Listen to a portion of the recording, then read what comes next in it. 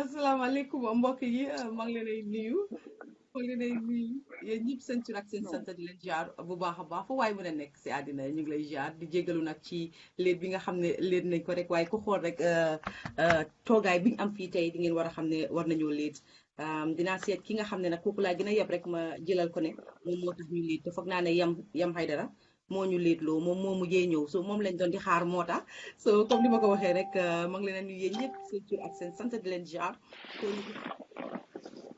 day spécial trop ci man ku ñu mel ni waa Ajeera ku nekk di ko dégg si àddina soo demee Gambie sa xale yi sax xam nañ ñe Ajeera luñ xamut mooy lan mooy Ajeera naka leen sosoo lan la ñoo def waaye tur gi daal egg na fu ne si àddina kon nag tey ñoom laa am fii tey nag ci waxtaan ak ñoom am na ñoo xam ne sax dinaa ne duñ gan si kër gi fii gis ngeen leen gisaat leen ma kontaan torop nag pour bokk ak ñoom nag kër gi waati comme ni ma ko dee waxee rek gaañ yi comme ni ma ko dee waxee rek du nekk interview dafa nekk waxtaan rek suma diggante ak ñoom ñii toog kon ñu commencé waxtaan bi ma bàyyi ku nekk nag introduce boppam su ko defee nag suñ jógee foofu noonu nag ñu daal di continuer waxtaan bi daal du nekk luy métti dafay nekk luy oyof fi mu nekk ñu commencé rek sa ciyaalidi bi li ñoo def sax mooy ku ñëw rek yéen ñii seetaan di ngeen gis ne dina ñëw introduce boppam wax rôlam si Ajeera su ko defee ñu jëlee ko foofu yéen nag mi nga xam ne maa yéen a bokk kër gi maa ngi leen a ñaax ku ci ñëw daal dog ko ci 3 minutes ku ko dogu 3 minutes dama ko def mur xaw ma ne yam wax na leen ne tey dama kontaan ne yéen ñii toog ñëpp xam naa ñeneen ñi boos ngeen seen liggéeykaay tey yéen ñëpp may seen boos si suma waaw rek welcome on board all of you kontaan naa to have you on board ñu commencé nag si ki nga xam ne moom mooy ne ñu ne chairwoman bi of Ajeera muy Hadi Jallow Coulibaly madame Coulibaly ñu bàyyi la yow nga commencé nuyoo parce que yow yaa xaali yoon bi yaa ibi yoon gi nag tey nag su fekkee affaire si nag demee na yoon yaa ko ibi de te ko yëg suma ko baax na garaawul not a problem at all. Hello everyone, maa ngi nuyu ñëpp seen tur ak seen sant di leen wish jàmm ak salaam ñu commencé ak man maay Hadi Jallow Coulibaly chairwoman of Ajeera di topp si tànki ñu bare ñoo xam ne def nañ lu bare biir Ajeera ñu ngi ànd ak ñoom nag si këri Fatou fii tey fi mu nekk nii di ñu invite allow ñu so man nag suma role as chairwoman is to definitely be here, serve the community, the Atlanta community and the Gambia community, you know, across borders, the diaspora, and people Gambia neka dal mom dinañ dimbale pour ñu serve leen. And most of all, on top of that, is to work with my team, the amazing team ñi ngeen gis ni si taal bi fii nii tey ñooñu jàppale loo leen gis Ajeera daal moom team bii nii la ak ñu ko war ak ñi volunteer ak ñun. So my role for sure is to help serve the community as I'm appointed to do, and then help my team to also do the same for the Gambian community. kay loolu neex na nuyoo boobu neex na comme ni ma ko waxee gars yi rek tey dina métteeg man parce que américain yi laa jàkkaarloo ay waay tey lañ maa dóor angale Trump bi ay waay kaay leen wóolu ma tey waaye dinañ try laa ko olof balaa ñuy continuer sax am na lu nga xam ne foofu laa war na commencé di wax ne yaa may bu jang ci kër gi la bokk waaye unfortunately mënu fee nekk ak ñun tey parce que dafa am dëj bu nga xam ne ñun ñëpp a ko bokk ak moom surtout man mi suñu nijaay moo gaañu ñu ngi ko koy jaale yaa ma ñu ngi lay masawu waaye xam nañ yaa ngi ci background bi di seetaan so misuloo fi dara xamal ne rek sa xol mu ngi si biir kër gi fii loolu dama rek xamal ne mën nga ñu koo teg rek ñu boole ko ci waxtaan bi kon ñu ngi laa maslawu di la wax ne yal na yàlla xaareel Pape àjjana te yéexee ñu te suuf sedd si koom sara xam yàggal seen loxo ak képp koo xam ne génn na àddina kon nag gannaaw boobu noonu ñu si next person bi ki nga xam ne moom mooy Fatou Sall moom mi nga xam ne moom mooy ñu ne the membership chair. What does that mean, the membership chair?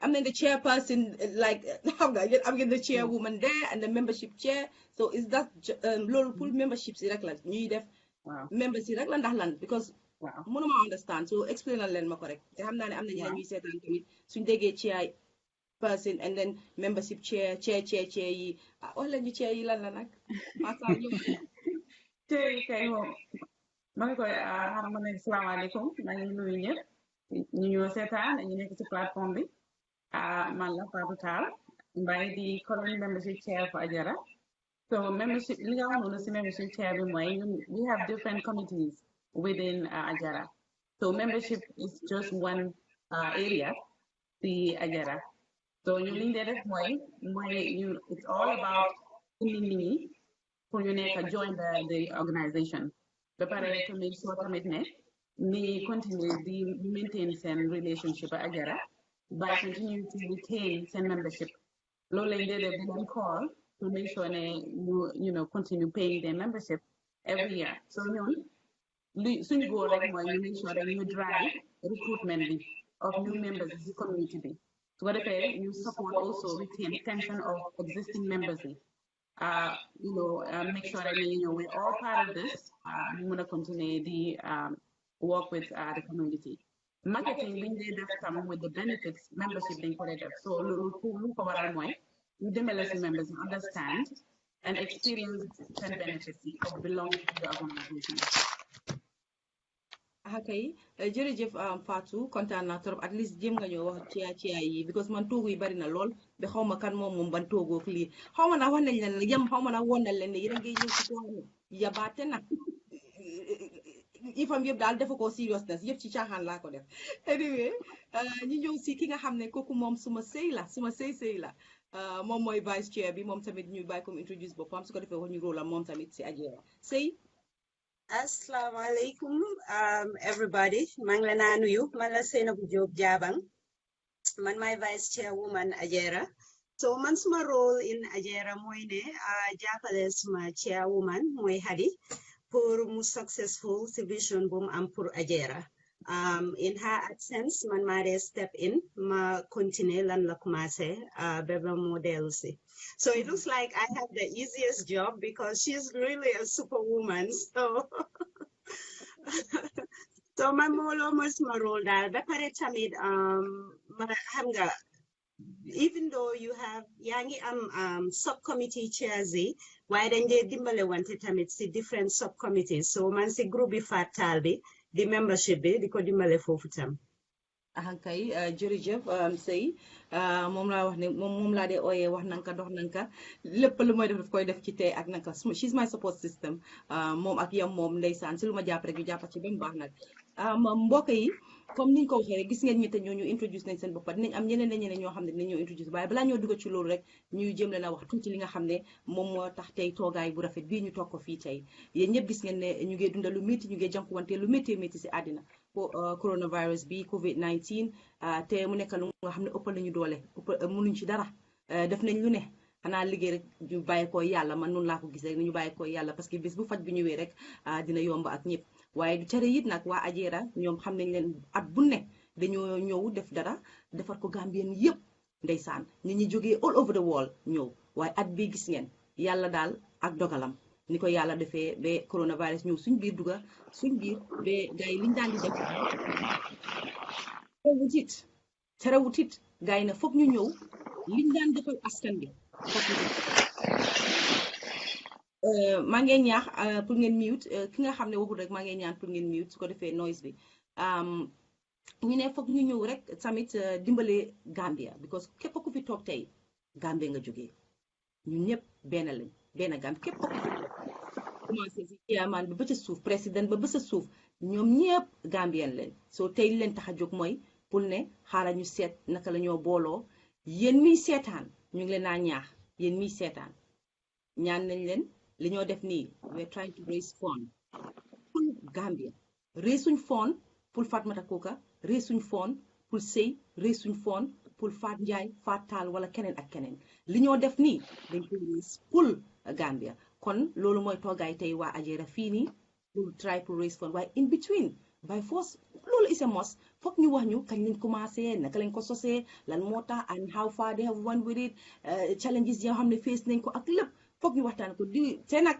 am nañ fi ay gan ñi nga xam ne ñoom dañ nekkoon Ajera before loolu lu seeda xel la parce que booy def dara nga toog ba mun a invite koo xam ne ci biir kër gi la nekkoon dafa mel ni part ngeen ways very good kon dafa mel ni ci liggéey bi ngeen nekka liggéey bu baax la parce que tey bu fekkoon ne liggéey boo xam ne da ngeen doon ñiiroo ŋaayoo wax dëgg fa neex yàlla tey doo leen mun a invite ñi ngeen xam ne ñu ngi ca woon kon loolu def nañ ko bégte kontaan nañ trop ne am nañ suñ ay guest waaye at the same time ñoom dama ne papa lañ ci Ajera body leen ci Ajera kenn mënul leen cee génne ni bés ku toog ne Ajera rek foog nga tudda si seen tur soo kontaan naa ne ñoom tamit ñu ngi si biir kër gi ak ñun try naa bi sonna nag pour buñu leen dugal léegi waaye yam mii yam daal ak organise am rek ak fit-fitam waxoon naa leen ne yam naa la boole suñ duggee rek naa wa gaay li nga def ah waaw yàlla baax na. kon so da ngaa gis ne dinañ am si biir kër gi fii nii dinañ fi am Habib Mbay moom mu ngi si biir kër gi dinañ fi am Moussa Dieng moom tamit dina ñëw si biir kër gi fii nii moom tam ñu laaj ko tuuti waaye balaa ñoo egg si loolu yëpp sa Mr Biteye itam mu ngi si biir kër gi ma bàyyi rek Habib yaa ngi si biir Habib Salaamaaleykum. maa ngi nuyu ñëpp. I dey tell everybody how do. Me Wolof no good, but I go try. tell body ku share Thank you, my sister. But rek di ñëw rek lii moom amul dara lu gën a important than this day. Because forces yu ñu amee temps yi dafa bari, especially sooy wax biir suñ homeland Gambia nekkuñ fa de waaye suñ xol yi yëpp a ngi foofu noonu.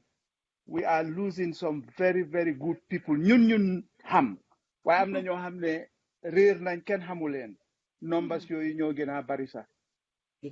Ajera nag they've been champions si bi lii dooree ben tey seen loxo ngi Gambia. And it's well noted, the Red Cross Director Senghor has coordinated momo suñ koto fofu nonu seeni ñun ñëpp a door Ajera fii. But xam naa later dina ñëw si ndey mbila bi. Mooy membership bi. Ni ko Fatou waxee ni ko waxee rek Fatou. And membership is very crucial si temps yi nekk nii ni ko waxee rek. Dinaa xaar nag ba time boobu jot su neexee yàlla. kay waaye boppa nga ci yoon bi time boobu balaa jotit foog rek ñu bàyyi la nga explain la ñu yow a former chairman of Ajera léegi foog nga wax ñu rek tuuti sa experience si bi nga nekkee chairman of Ajera ak naka la Ajera ñëw ba boole ñëpp nekk benn ak lan la community bi benefit from it yow as a former chairman if you can explain that. Well, thank you. I'm glad you have somebody like you can bring that up. It's a very important thing, Bohamne. Mungi jog all because of humanitarian efforts in Bugona coordinate within Atlanta Phoenix. This is Nyahale rek suñ imam Baye Seka mu ne dina call sax later. Imam Baye Seka moo gis dëkk bi jaxasoo ak nim xala jaxasoo léegi nii nga am a lot of factions di come on for the same purposes. Mu mag yëpp si dëkk bi ñu get together si apartment bu ndaw a ndaw on Duford Highway dafa fees ba nit ñi si biti lañ taxaw. And yii yëpp dañ téye about 7 of our home countrymen at the airport ñuy liggéey ne dañ leen di deport. Noonu la the whole Gambian population in the US came together. Ñu am a lawyer bu doon practice in Washington DC, Ablai Suarez. Ablai Suarez paid his fare, flew down here to Atlanta. Adam, man ma wàññi gas bi nga yokkaat ko. Soo ko yokkaatee dafa tilima fii rek te yàkkamti wulo. Ambassador bi la. Waaw all right, go ahead. Man xaw ma woon ne dama war a mute ambassador. It's okay. It's okay.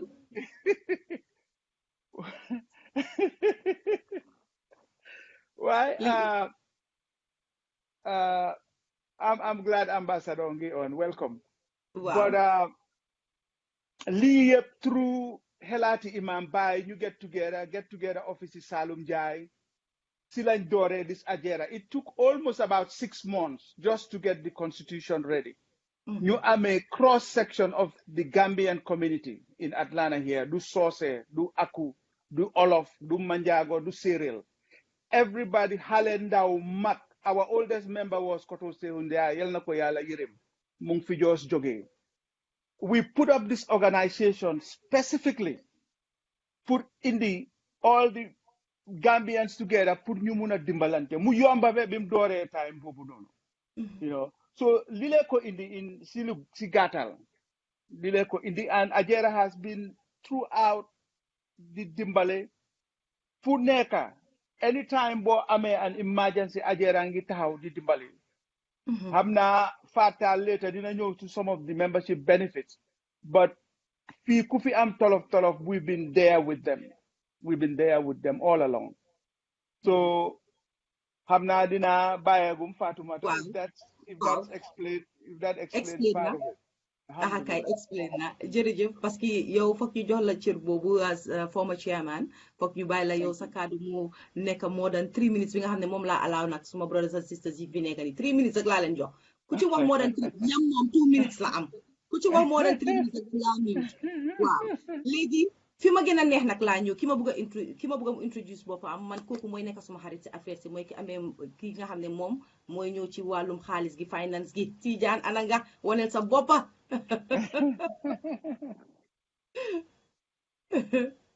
Assalamu alaikum. Thank you for having us. Well, my Tijan Senghor, I'm the treasurer. So, Komninko Eric, you're a Walum Halis, just trying to protect Ajera's properties. That's about it. You know, the Paritamit, Mansi Timi Fatalbi in the membership team. So, Komninko there's so many different committees that we have. And folk new bolo dal nekabe dimbale in all those different sections. So anywhere you touch that, one of us has something to do there. So walum halis bidal fala neka, so we can expand on that later on. Then kumase di wax fan la halis bi di jaar dal naka la de duggé naka lam de génné, so we'll touch on all that. Man yaay suma xarit man ci xaalis lay dox yaay suma xarit kay jërëjëf gis nañ ne amoon nañ gan bu dugg si rek xam nga ambassade yëfi ambassade laa daf dee def grand entrance gis ngeen ambassade bi woo ñëw grand entrance am la def rek ana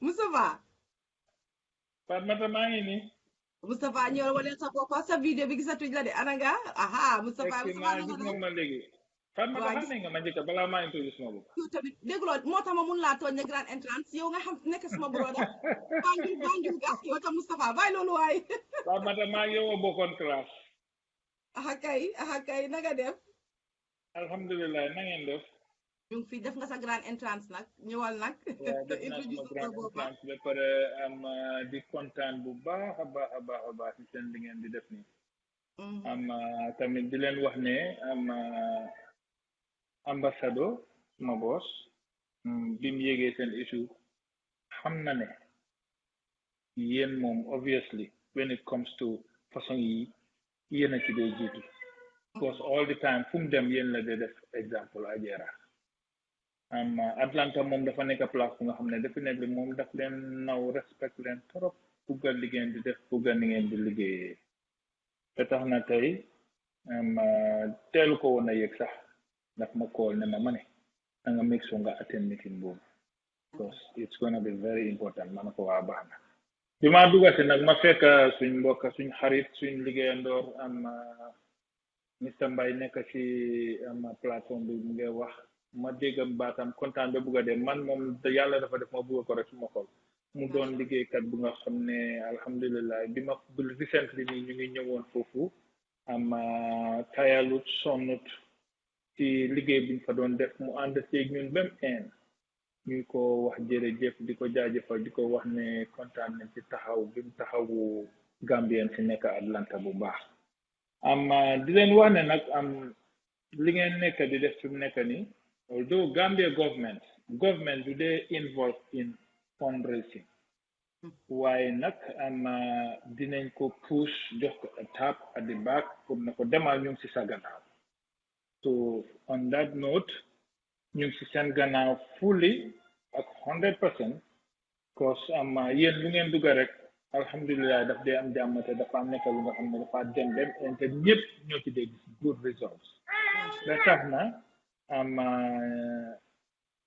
ñu ngi wax ne ñu ngi si gannaaw daal ñu ngi xool ñu ngi seetaan te bëggoon nañoo dem ak yéen dem fu ngeen ñu soxlee rek oo leen ñu sooba yàlla clic rek ngeen a def ñu ëpp ñu taxaw si seen borom am comme niñ ko daan defee di gërëm am Hadi Diallo président Ajera ak ñim àndal seen liggéey rafet na kontaan nañ ci ñoom bu baax a baax Hadi suñu doon bugg a wax affaire am sax fi mu nekk dinañ caalit parce que dëgg daf day yombal suñu liggéey trop luñ bugg a def rek dafa fekk moom he's always in front of us luñ bugg a door rek dafa fekk xale suñ kanam di ñu aar xam nga façon nit ñooñu dañoo neexal liggéeyal macha allah yal na ko yàlla yokk doole yokk ko man yokk ko xalaat bi yokk ko éene bi ba fi mu bugg a yóbbu Ajara mu mun ko faa yóbbu on that note maa ngi waale ci meeting bi di leen wax ne daal tey suma time yëpp pour yéen la maa ngi déglu fu ngeen ma soxlee rek jërëjëf. kay waaye yokkal am introduce ma nag suma boppa man maay Moustapha Socé ma yokkal la grill bi li nga wax ne ñu fay ko yokk ko xale da ngaa waaru léegi la di ñu yéneel mag maa ngi tudd Moustapha Socé man maay député ambassadeur bi si Washington DC di leen represent all Gambians ba pare di bugg a make sure ne tamit ñu liggéey ak yéen daal loolu moo ñu fi tax a ñëw te loolu mooy suñ tànk fii te bu soobee yàlla ñu si seen gannaaw ba géej gi foofu jërëjëf. thank you Moustapha lii neex na xam nga ñu ne nga nekk ci réew di def dara government ki nga xam ne moom la fa teg ñu recognize loolu dafa neex ba ñu am façon bu mel ni ñu indi kenn koo xam ne ñëw na pour represent leen dafa neex lii comme ni nga ko waxee rek doo leen di involve si fundraising waaye di ngeen def li ngeen mun seen internet kàttan pour jàpp ci ndax Ajara dem parce que bu Ajara demee rek Gambia moo dem kon yéen seen teewaay rek loolu contribution la kontaan nañ ci trop parce que mënoon ngeen a ñàkk a teew te du tere it Ajara fi ñu war a egg dinañ fa àgg ak li ñu war a wax nañ ko wax ak li ñu war a def nañ ko waaye yéen seen ñëw rek dafa jox wéet tey waxtaan bi kon nag jërëjëf ci ñëw bi fii ni kontaan nañ trop si sa am la fii léegi nag ma daal di nag move affaire si move ko si ki nga xam ne moom maa ko buggal suma bopp rek suma xarit la suma gennawal la suma sister la suma lépp suma role model la suma support system la kay introduction boobu nag mënuma koo jox kenn gannaaw yam bom seen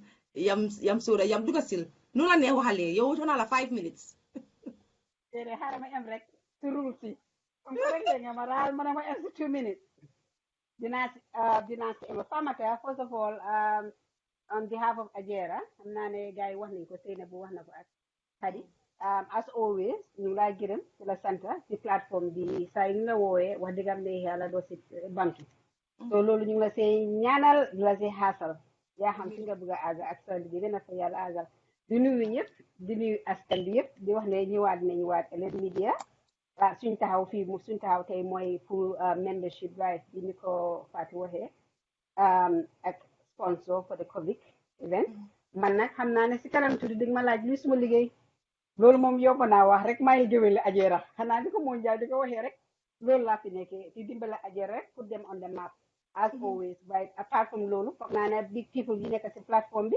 they have a lot to say we'll let them roll it take the lead and I'll follow loo ma si laaj si kanam rek I'm behind hanga si mediator bi si front of you but thank you once again and we appreciate you and we love you so much. I love you darling moom nag dafa mën a def suma liggéey nag mu yomba gis nga di nga ko gis ni moom ma prep moom ma ñu rek ne ma taxaw rek nga show rek yow te just come and show your beautiful face darling lii rek la ma wax just come and show your so we are in this together léegi bëggoon naa am beneen guest nag mu ñëw ki nga xam ne mooy Moussa Dieng waaye foog naa ne Moussa nekkaangut fi nañ ko jàlla ba ci kanam xam naa nañ ko indiwaat ci biir waxtaan bi maa ngi fi Moussa gisuloo ma waaye man gis naa la yaa ngi maa suivre ori Sénégal yaa ngi maa suivre daal maa ngi leen a gis de aw ma nag gis ngeen ma maa ngi gis Yam Tidiane and Fanjai Fatal Hadi unless I'm not doing something right. You're doing right, we see you. léegi gis nañ la nuyu naa la Moussa bu baax a baax yow naa la Abdourahmane na nga def nag maa ngi fi maa ngi lay ziar bu baax ziara naa la baag jërëjëf yow moom kenn du la introduce at nit ñi sax waaye ba léegi rek ba tey rek foog ñu bàyyi la rek yow it nga wane sa boppa parce que chairman nga woon tamit si Ajara right if I'm right yeah so yow tamit tey nag ñu all as a special guest si suñu waxtaan bi ñu bàyyi la yow it nga introduce sa boppa nga wax ñu tuuti rek si sa jaar-jaar ak Ajara ak naka ngeen def ba indi community bi together xam naa ne loolu moom mun nga ñu share wax tuuti balaa ñu gën a dugg dip ci waxtaan bi li ma si jaaxal rek Fatmata déggoo naa la ci gannaaw nga ne may nga ñu 2-3 minutes xam nga politicien moom soo ko joxee plateforme rek sonal nga ko. déedéet waaye dafa am gisuloo 3 minutes yi 3 minutes yi Habib bi dafa jot sax waaye gisuloo man ko bàyyi rek di seet na civilise dog ko waaye gis naa ne Habib dafa bañ mu continuer rek sorry Mr. Chairman you ma bëgg a dooree Fatmata I want to take this opportunity ma congratulate la mu ne because yow you've done something nga am passion tooguloo ci passion bi rek nga ne you are gonna make a difference man Elite Media bi ma ko déggee it was like couple of years ago from Modjaju. But you decided, and I don't even know you, you're a journalist, neither am I. Why you have established yourself, you have a media platform, you bring beauty, and then not only that, you bring passion to it, and you have courage. I just thought, I wanted to highlight that, and thank you for inviting Ajera, an organization Bohamne. I've been in Atlanta for 20-something years. Of course, I've been in the US much longer than that. See, Toko said law, big Gambian city immigrate. Africans typically, we are nomadic people. In other words, they joge from rew to rew. That's has it always been. So Bugi Jawarabisa Munglawa, how his great grandfathers followed the caravans from the savannah, moving from one entity to another.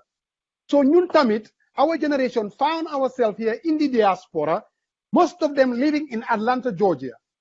You see, so anyway, as a community, you guys want to come together. If you're not organized, then you will never be able to help your people. If you're not organized, then you will never be able to prolong your identity as Gambians. Kan moko preserve sun language, sun culture, sun nide, sun gente. So we have to organize.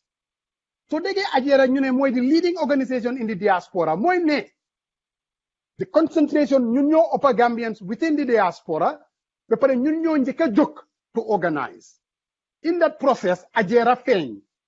Ajera realized ne ñun ñëpp suñ ñëw together, we will never be able to make a difference in our community.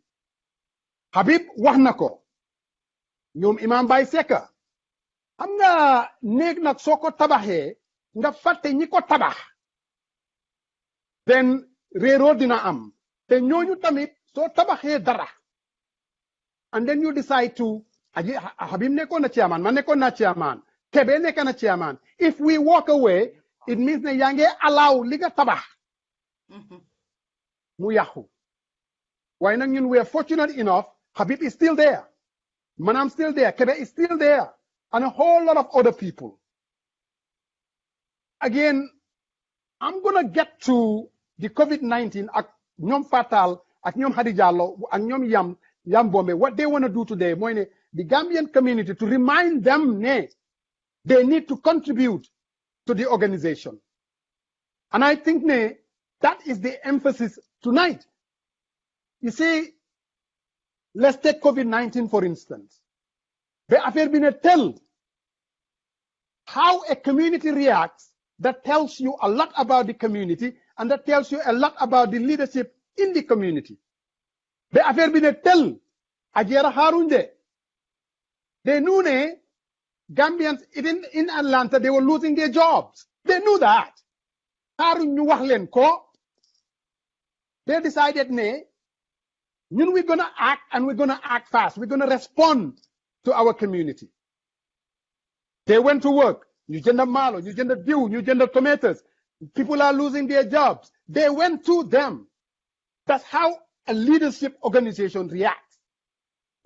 And the Gambian people appreciated it. Why not? Fatoumata, ñoom bàyyiwuñ foofu rek de. They decided they spent thousands and thousands and thousands of dollars that they had in their account to take care of Gambians within the Atlanta area. Why ñu ne ñoom duñ toog foofu rek de. They reach out to the Gambia as well.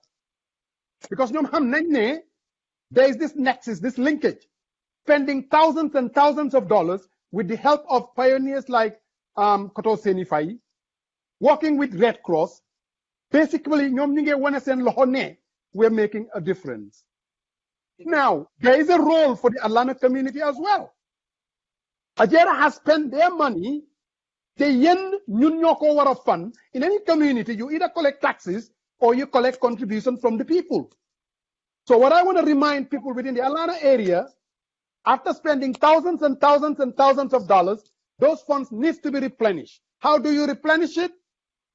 By calling this number tonight, by calling the Ajera members and contribute. You do your $100, you do your $120. You ne dara su xewé, and this pandemic is global. You see the United States, the way they are reacting. How you react is going to tell you how you're going to beat the pandemic. So ñun ku ci nekk, your reaction mooy ne, how are you going to contribute to replenish those funds that were already used by Ajera to take care of us here and also people abroad? Very quickly, right? See, if we don't, you have the opportunity to speak on this platform, but there are a lot of people who build this organization. And I also want to make sure we remind people of Nyonyu. During the time of Habib already said that. Nyom Koto Saliu Jallow, Nyom Ablaye Njai Legbi, Nyom Uncle Bamba Njai, I remember, yal na ko yalla pare ajana. Nyom Alaji Mbow, Nyom Kotoring Mambure. Man, during my time, Nyom Keba Sidibe, Nyom Modu Jaju, Nyom Usman Manjang, Nyom Malik Senghor. Again, it is important. And I want to remind those people, Ajera is Ajera today because of how you contributed. Gis nga affaire yi mom da nga def li nga mun nga abal ñeneen ñu ñëw def. And Ajera has done that. During the time of Kebe, Nyom Awa Cisse, Nyom Adama Mbaye. Again, I don't want to name names, but these are people. Alassane Dia, yal na yalla mom tamit ndeysaan. And then you talk about Nyom Seydou Ndaw. Jar Jari Fatoumata Barina. People made a difference in this organization. And I want to remind those people too, all hands on deck. We all allow what we've built. I know that the current executive, they've been doing a marvelous job, whether it's Fanjai at education, whether it's Yambom si Haidara. I'm going to korom sinak. Lumbokarek dumuna go down. And Hadi Jallow, someone that I respect immensely. She brings a lot of intellect. Tijan, of course, I've worked with him. I mean, Lamin Boy Jata. Yamai, I mean, that lady is a workaholic.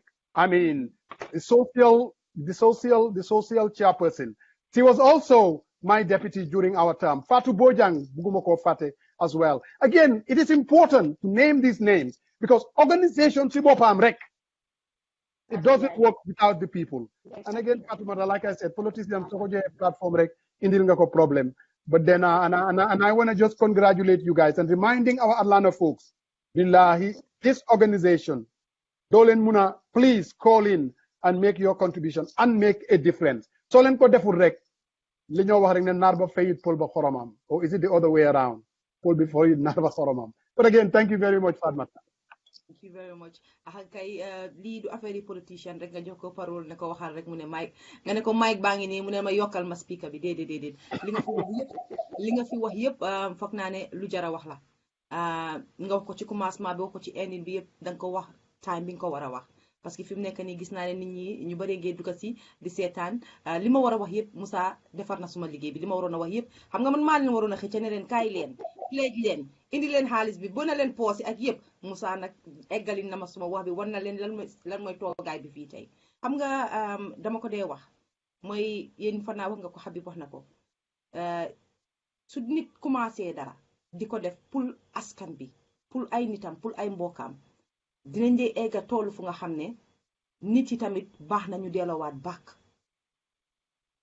soo tey toogaay bi pour loolu la kon ñu leen koo ñaax ñëw leen pledge leen yam am na kuy laajte ndax da ngeen ibi e GoFund account ndax naka la nit ñi di pledge naka la nit ñi di dugal loolu yëpp bëgg nañ koo xam waaye ba tey rek si ñu ngi toolu ba léegi si ñu ngi introduce suñ ges yi soo xam naa si kanam di ngeen ñu wax loolu naka lañ koo defee nit ñi mooy ni ma wax rek fi mu nekk nii man li ma dee wax mooy comme Moussa wax na ko amee soo gisee ñu ne Ajera mooy one of the most powerful one si diaspora bi ahankay America boo soo bëggee génnee Gambien yi ne rek ne naa delloo ñoom ñëpp Gambia foog naa ne li ngaa jëlee America mooy ëpp li ngaa jëlee fu nekk si àddina kon nag yéen comme que yéen a fa nekk yéen mi nekk America commencé leen ko boo leen ko commencé rek ñun mi nekk fii ci Europe bi dinañ jàpp parce que lii warut a nekk rek ne nit ñi nekk Amérique rek a war a contribute déedéet parce que seet leen liñ binda pour COVID-19 la ak fan lañ ko defal suñu réew so lii waruta nekk rek ne nan nekk Amérique rek teg parce que ñoom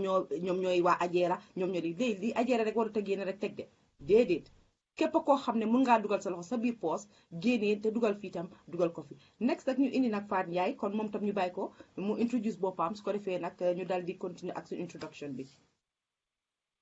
Hello, assalamualaikum. maa ngi nuyu ñëpp man maay Fatou Ndiaye man maay education chair bi donc education li ñoo def bu community bi daal mooy pour dimbale suñ xale yi nga xam ne ñu juddoo nañ fi yaroo nañ fi pour ñu get ahead daal so one of the things that education liñ dee def mooy dañ dee provide networking opportunities as well as scholarship opportunities pour suñ xale yi pour ñu mën a xam get some information about scholarship. Also, dinañ leen dee jox information about fu ñoo amee xaalis daal whether through scholarship, financial aid, dimbale leen pour fill out forms yi ak yooyu noonu yëpp.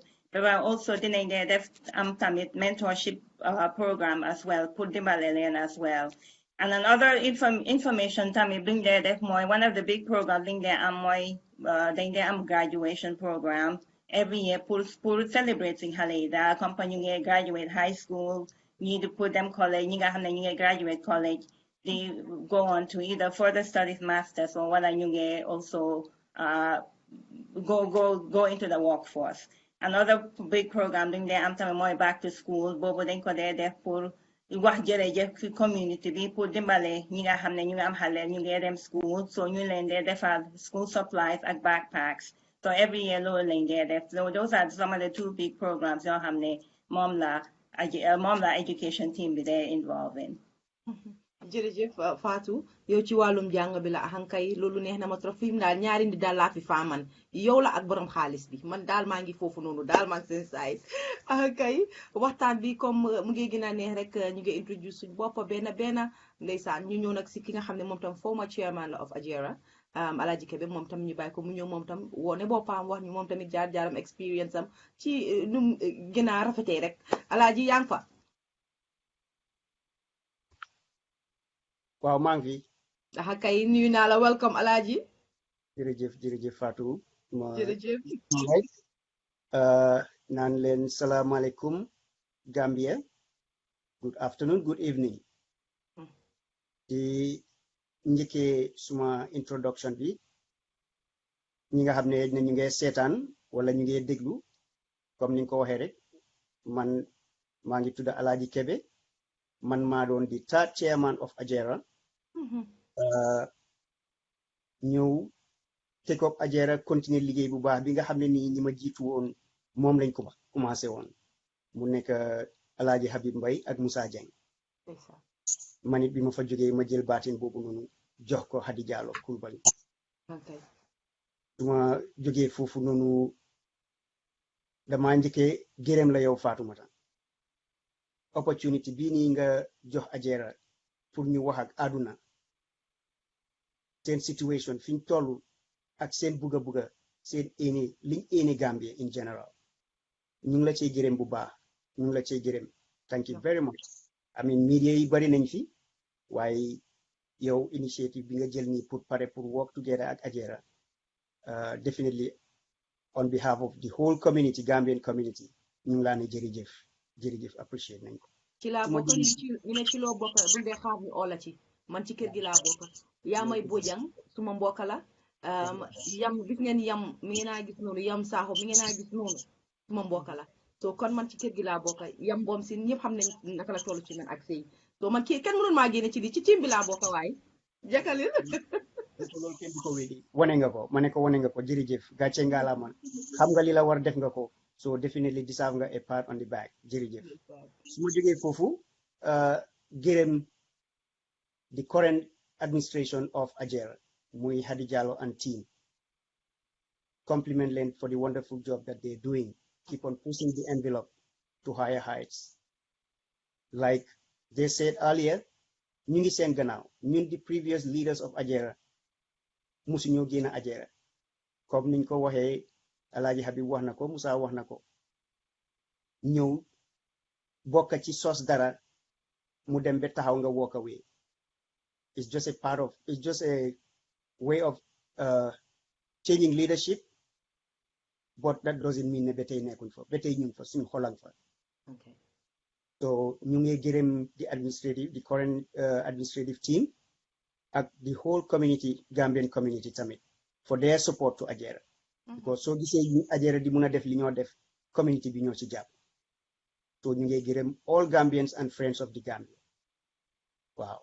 So su ma jógee si ngirmaane boobu noonu buga fàttali rek boole ci suma boppa Ajera dañ am a mission in their constitution. And part of that mission stated that we are here to responsive to emergency social, education, and economic challenges. And right now, we are faced with a global challenge, more this pandemic of coronavirus. And Ajera remembers that they have an obligation for the community that they serve. Loolu moo waral ñu create this program pour ñëw wax askan bi won leen ne responsibility biñ enu woon pour community ba tey ñu ngi ko enu te pare nañ pour def dara te réerewuñ mbir ne situation biñ gis suñ boppa nii muy this pandemic fi Ajara daan jaar di mun a am alal xaalis pour mun a def li ñoo def di dimbale askan bi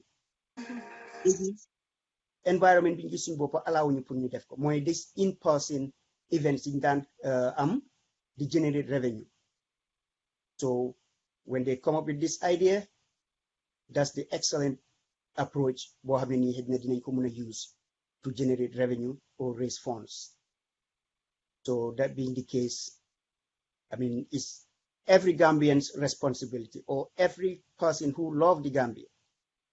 Because Ajera send support emut fii nii nit ñi gis nañ ko du benn yoon du ñaari yoon du ñetti yoon. That's what they do.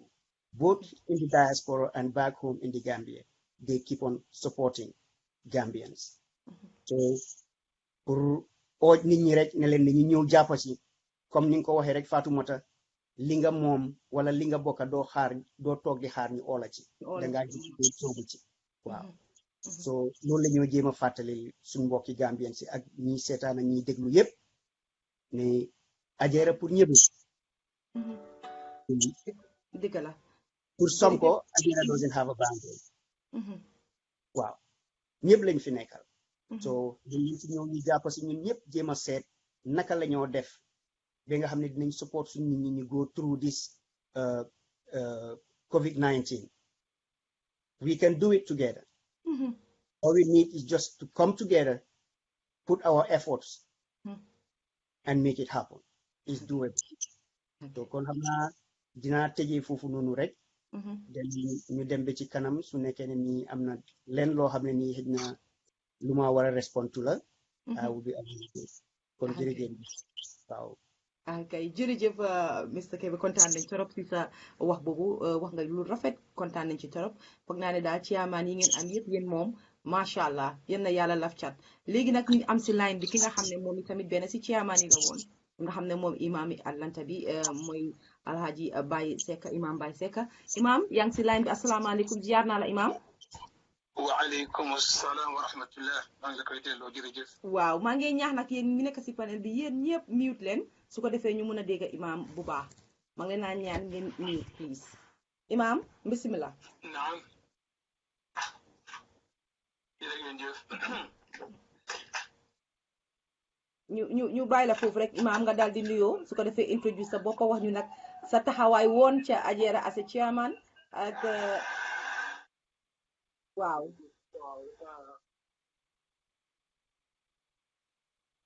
waaw noise baa ngi bari foofu imaam. jërëjëf alhamdulillahi rabbil alamin. أشهد أن لا إله إلا الله وحده لا شريك له وأن سيدنا وحبيبنا ومولانا محمدا عبده ورسوله ومصطفى أرسله الله رحمة للعالمين ومنار للسالكين وحجة على عباد أجمعين صلوات ربي سلامه عليه وعلى آله وأصحابه أجمعين. أما بعد السلام عليكم ورحمة الله وبركاته. ñu ngi nuyu mbooloo mi di nuyu waa Ajera dëkki Atlanta ak outside Atlanta diaspora bi nga xam ne Ajera mos leen seen jëriñ maa ngi jiital nuyoo bi nekk seen président ci daayira seen daayira nga imam bi rek laa wax seen président organisation bi di nuyu tam ñi nga xam ne ñoo jiitu woon jiite ko nekkoon ay Ciama ñoom ay Moussa ñoom ay Habib ñoom Alaaji Kebe léegi Hadi Jalle amoo ko maa ngi leen di nuyu yéen ñëpp xaasatan di leen gërëm ci seen liggéey bu baax di kontaan si liggéey bi ngeen di def nii du gudda just straight to the point Ajera soo gisee ñu foom ko at yële is just for the sake of the help of humanity. Amut Olof, amut Sose, amut Pol, amut Jola, amut Kumet, amut Nip. It's for the sake of humanity. So c'était seen liggéey at yi passé yëpp taking out politics out yëpp pour yàlla la ak pour dimbale nit period. So c'est seen expenses yi yëpp dañ ko delloo back to the community. Moo tax gis nga du fekkee ne ñu ngi oote pour dimbalante ñëpp a war a dugal seen alal ndax su duggee foog mu am kum jëm te bu dugaatut kon duñ ko mun a sustain period. Wala gis nga oote bi just go to the point nga wax li tax ñu oote pour ñëpp bokk dimbali.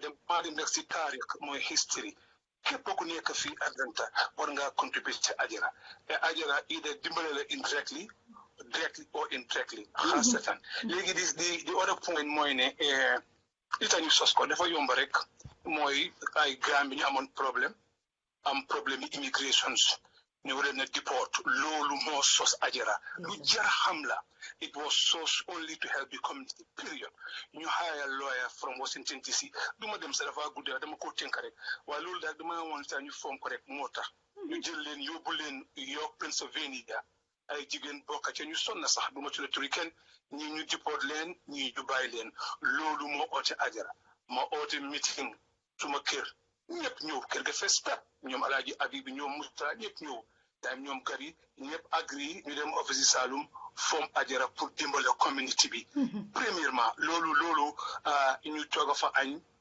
ñëpp añ ba suur képp ku fa añoon xam na ne añ ba du woon jën ndax jën bésu na yàpp lañ toogoon la leer léegi ñaareel ba projet bi nga xam ne ñu ngi ko doon def mooy woon pour dimbale mbokki jullit ñi around here and the diaspora képp ku nekk Atlanta war naa ko te Habib can you imagine that Ajera kenn ku nekk every family Atlanta bu tegoon $100 am nañ $500,000 amutuñ problème it's that simple I'm just giving you the figure ñu demati in the end Ajera di liggéey di dëcc ku am dëcc ñu dimbali la suul sa niw ku am sa dëcc ñu bu njëkk ba sax Ajera ñooy fay yëpp waaye mënuñ ko sustain because membership bi dafa dem down moo tax oote bii tey kuy déglu joxeel sa alal kuy déglu dimbaleel because xamuloo doomu aadama yoo xamuloo sa mujj fi moo demee you never know you think you self-sufficient you may not the only self-sufficient mooy Allah subhanahu wa taala soo fekkee da nga am sa insurance ci America alhamdulillah soo am alhamdulillah waaye you never know fa ngaa mujjee te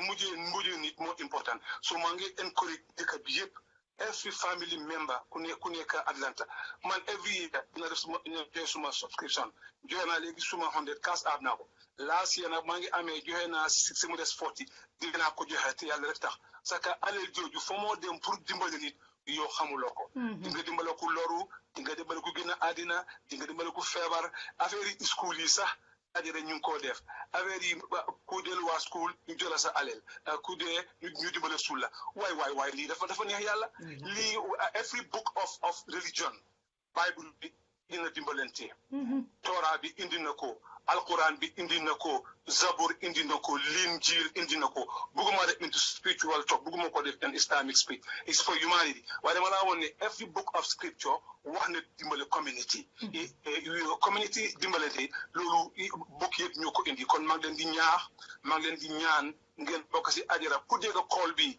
soo amee sa buree dugalal soo amee sa $20 dugalal saka ka mooy diriñ ëllëg xamuloo ko maa ngi leen di gërëm maa ngi leen di sant ñu nag ay ilimaan lañ suñ waxee rek fu ñu indi ay quotation yi alquran sax loolu lañ xam waaye boo xam ne tam yaa ngi nekk si christian bi yow soo ne sa bible demal di nga ko gis ne Jesus wax di nga gis lañ ñoon doon wax yëpp bañ dañ daan dimbali community su fekkee da nga nekk yahudi demal rek di nga ko gis si tawret soo demee si sabis mara bi ko indi na ko dimbali community bu fekkee dafa am ndimbal te di common goal is for the community ñëpp a war a bokk te ka xamuloo fa moo jógee wanaa ko keroog mu ne Ajara liggéeyuñ pour def seen poste su ñoo dem si meeting sax seen kas dañuy yóbbu amul kenn ku see fee ko amul kenn ko am Ajara check boo xam ne ñu fee la amul comme ñu fekk dafa dem back to the community ko ñëpp a war a bokk ak xol bu set maa ngi leen di gërëm maa ngi leen di sant yéen na ko yàlla saxal yéen na fi yàgg si barke yonent Muhammad sallallahu alayhi wa sallam subhaana rabbika rabbil izzati ñu ngi gërëm ñëpp aji jërëjëf yal na yàlla saxal Ajara barke alquran amin yaa rabbana amin jërëjëf yal na fi yàgg taxaw yal na déggu yal na maqaama bi gën a yokku yal na yokku si barke yonent bi sallallahu alayhi wa sallam end of my talk affaire covid bi boobu moom tam am na ci solo du fekk dañ am separate account na ñëpp jéem a dimbale ka ñoo dimbale Gambia mun naa am sa mbokk bu tëjee lopitaan la you just never know kon ku nekk war na si def alelam mën nga dimbale sa nijaay sa maam sa maamaati maam xamuloo fan laa jógee daal soo ku nekk war na see def final comment mooy lii ne covid bi yàlla fa si alxuraan ne lu nekk si loraane moo ko fi indi moom rek moo ko mun a dindi wa in yamsaska llaahu bi durrin ma waxaat wa in yamsaska llaahu bi durrin fala kaashifa lahu illa huwa moomu mooy yàlla bu ne huwa rek mooy yàlla loo tur yàlla boo fi gis rek mu ngi bàyyi ko si huwa gis nga qul huwa nga soog a am allah la ilaha illa huwa nga soog a am hayyul qayyum tur boo fi gis mu ngi bàyyi ko si huwa waaye covid bi nag moom yàlla moo ko fi indi moo ko fi mën a dindi yal na ko fi dindi jërëjëf asalaamaaleykum wa rahmatulah wa barakaatu jërëjëf alhamdulilah. jërëjëf yaa imaam jërëjëf an allahuma amin si sa ñaan yu rafet yooyu kontaan nañ ko shukran jërëjëf alhamdulilah. jërëjëf kooku ma woon imaam Baye Cham Seka sorry Atlanta imaami Atlanta bi di rafetlu nag dugaam am na solo lool wax na fi lu am solo comme niñ ko waxee rek lii dupul julit dupul christian dupul Fatmata wala dupul Fatal wala Hadi wala kenn pour le Gambian community bi parce que soo dégloo ba dégluwaat bu baax a baax liñ ci wax am na solo parce que fañ ko njëkk a sancee lañ njëkk a def lañ doon def di ci doon dimbale askan bi am na ñu nga xam ne dañuy war na dippoot tey xëy na ñu ngi toog si réew mi bi seen njaboot bi nekk fa tey tekki fa nekk dara kon nag bu leen fàtte ne liggéey ñii toog fii tey mooy ñoom itamit ñu jàppa pour beneen njaboot ak beneen nit koo xam ne xëy na dina fall into that situation léegi ñun suñ génneewut suñ doole def ko ci lii naka la ñoo dimbalee kooku noonu kooku tey suñ ko bàyyee ñu génnee ko réew mi wala mu feebar dee ci réew mi te nit ñi mënoon nañoo jàppale faj ko wala mu dee mënuñ koo yóbbuwaat Gambia ñu ne ku nekk ne man suma boppa laatal ku nekk ne suma boppa laatal mooy li ma dee wax rek Gambia ñun ñëpp benn lañ ñun ñëpp a bokk Gambia tuuti na tuuti bu nga xam ne yaa ngi bañ a dimbale nit sax te xamuloo fa nga bokkeek moom li ma dee wax mooy léegi nga dugal sa xaalis fenn nga ne ñii de xamuma leen wallahi xaalis boobu noonu $1 boobu noonu dina raaw na ba ñëw si ki nga xam ne xëj na moo la jur sax doo xam sax naka la excès si moom kon nag suñu waree toog fii tey ku ñu xool sax xam ne ñun war ñoo toog sax di ñaan ñun duñ ay ñaankat waaye buñ jógee bàyyi suñ soxla yi bàyyi lépp ñëw toog fii di ñaax ngeen xam ne Gambia ñu ko jaral nit ñee ñu ko jaral kon nag ñu ngi leen a ñaax mbokk yi man Fatmata Koka su ma paree dinaa am nu may def suy $1 sax dinaa ko dugal parce que dama xam ne comme ni mu ko waxee rek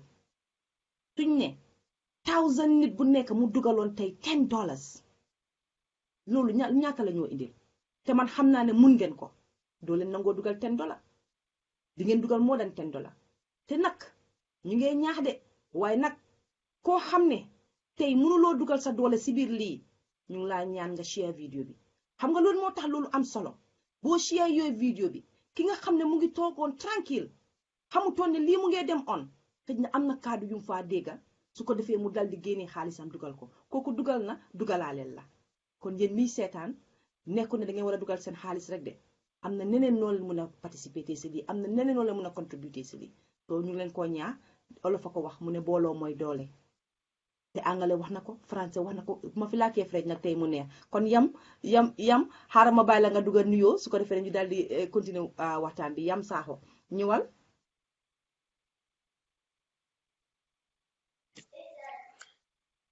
jërëjëf Fatoumata man maay Yam Sakho waaw my assistant treasurer bi so man maay assistant yi TJ bi waaye TJ nag dafa nekk koo xam ne dafa mun liggéeyam te sawar si so man dumay def too much foofu moom on that end so they try pour basically nekk foofu foo xam ne dañ ma need or whatever ma step up foofu leen so suñu amee events ak yooyu you know xam naa nit ñi dinañ ma gis maa ngi run around dama xaw a nekk nit koo xam ne mënuma toog benn place too long so I try to do you know as much as I can waaye Ajera moom ñun nekka nañ fi depuis time buñ nekkee xale so dañ daan dem si events yi ak yooyu so moo tax su waxtu bi jotee ba ku mel ni Hadi call la pour nga ñëw volunteer doo mën a def dara lu dul jóg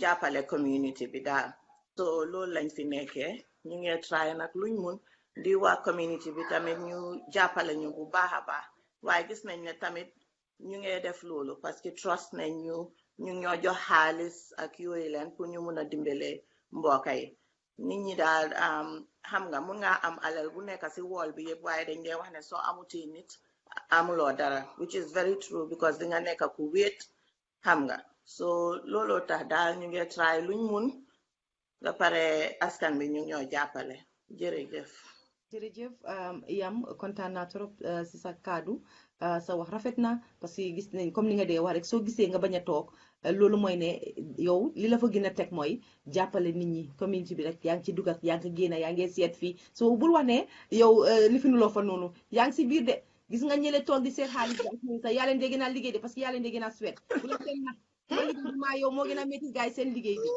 waaw seen bëti rek a dee métti ci computer bi waaye daal yaa dee def liggéey bi maa yow kay waaye nag ñu amoon école xam naa ne ñu ngi introduce waaye li ñu tax a jóg mooy ndimbal kon ngeen may ma ko tuuti rek ma hold on angum parce que ñu ngi am école ma koolaat ko parce que gis naa ne dafa kool ay three times mu doon kool so nañ leen seet mun naa am xaalis ay duga so maa ngi leen naa ñaar rek maa ngi ñëwaat ci yéen ñu kool ko seet lan la ñu amal lan la ñu indil because xaw ma kan la dafa am ku doon kool rek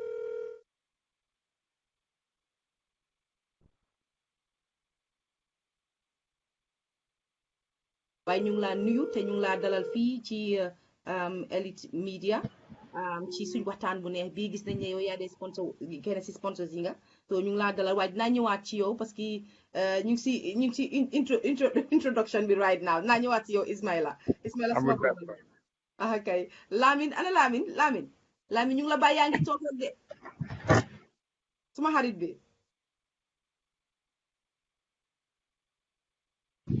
naam Fatou ay be ñaadi mbejang dorog yoo nga xam ne depuis 12 yaa ngi try pour work system bi out there you go assalamualaikum waaleykum salaam ibe ñaadi be mo be mi jandro ne kontong la be mo be mooy jëkkëri naa si mooy jëkkëri naa si wax nga dëgg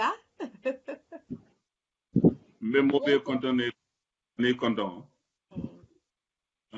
telom ajira la emergency chair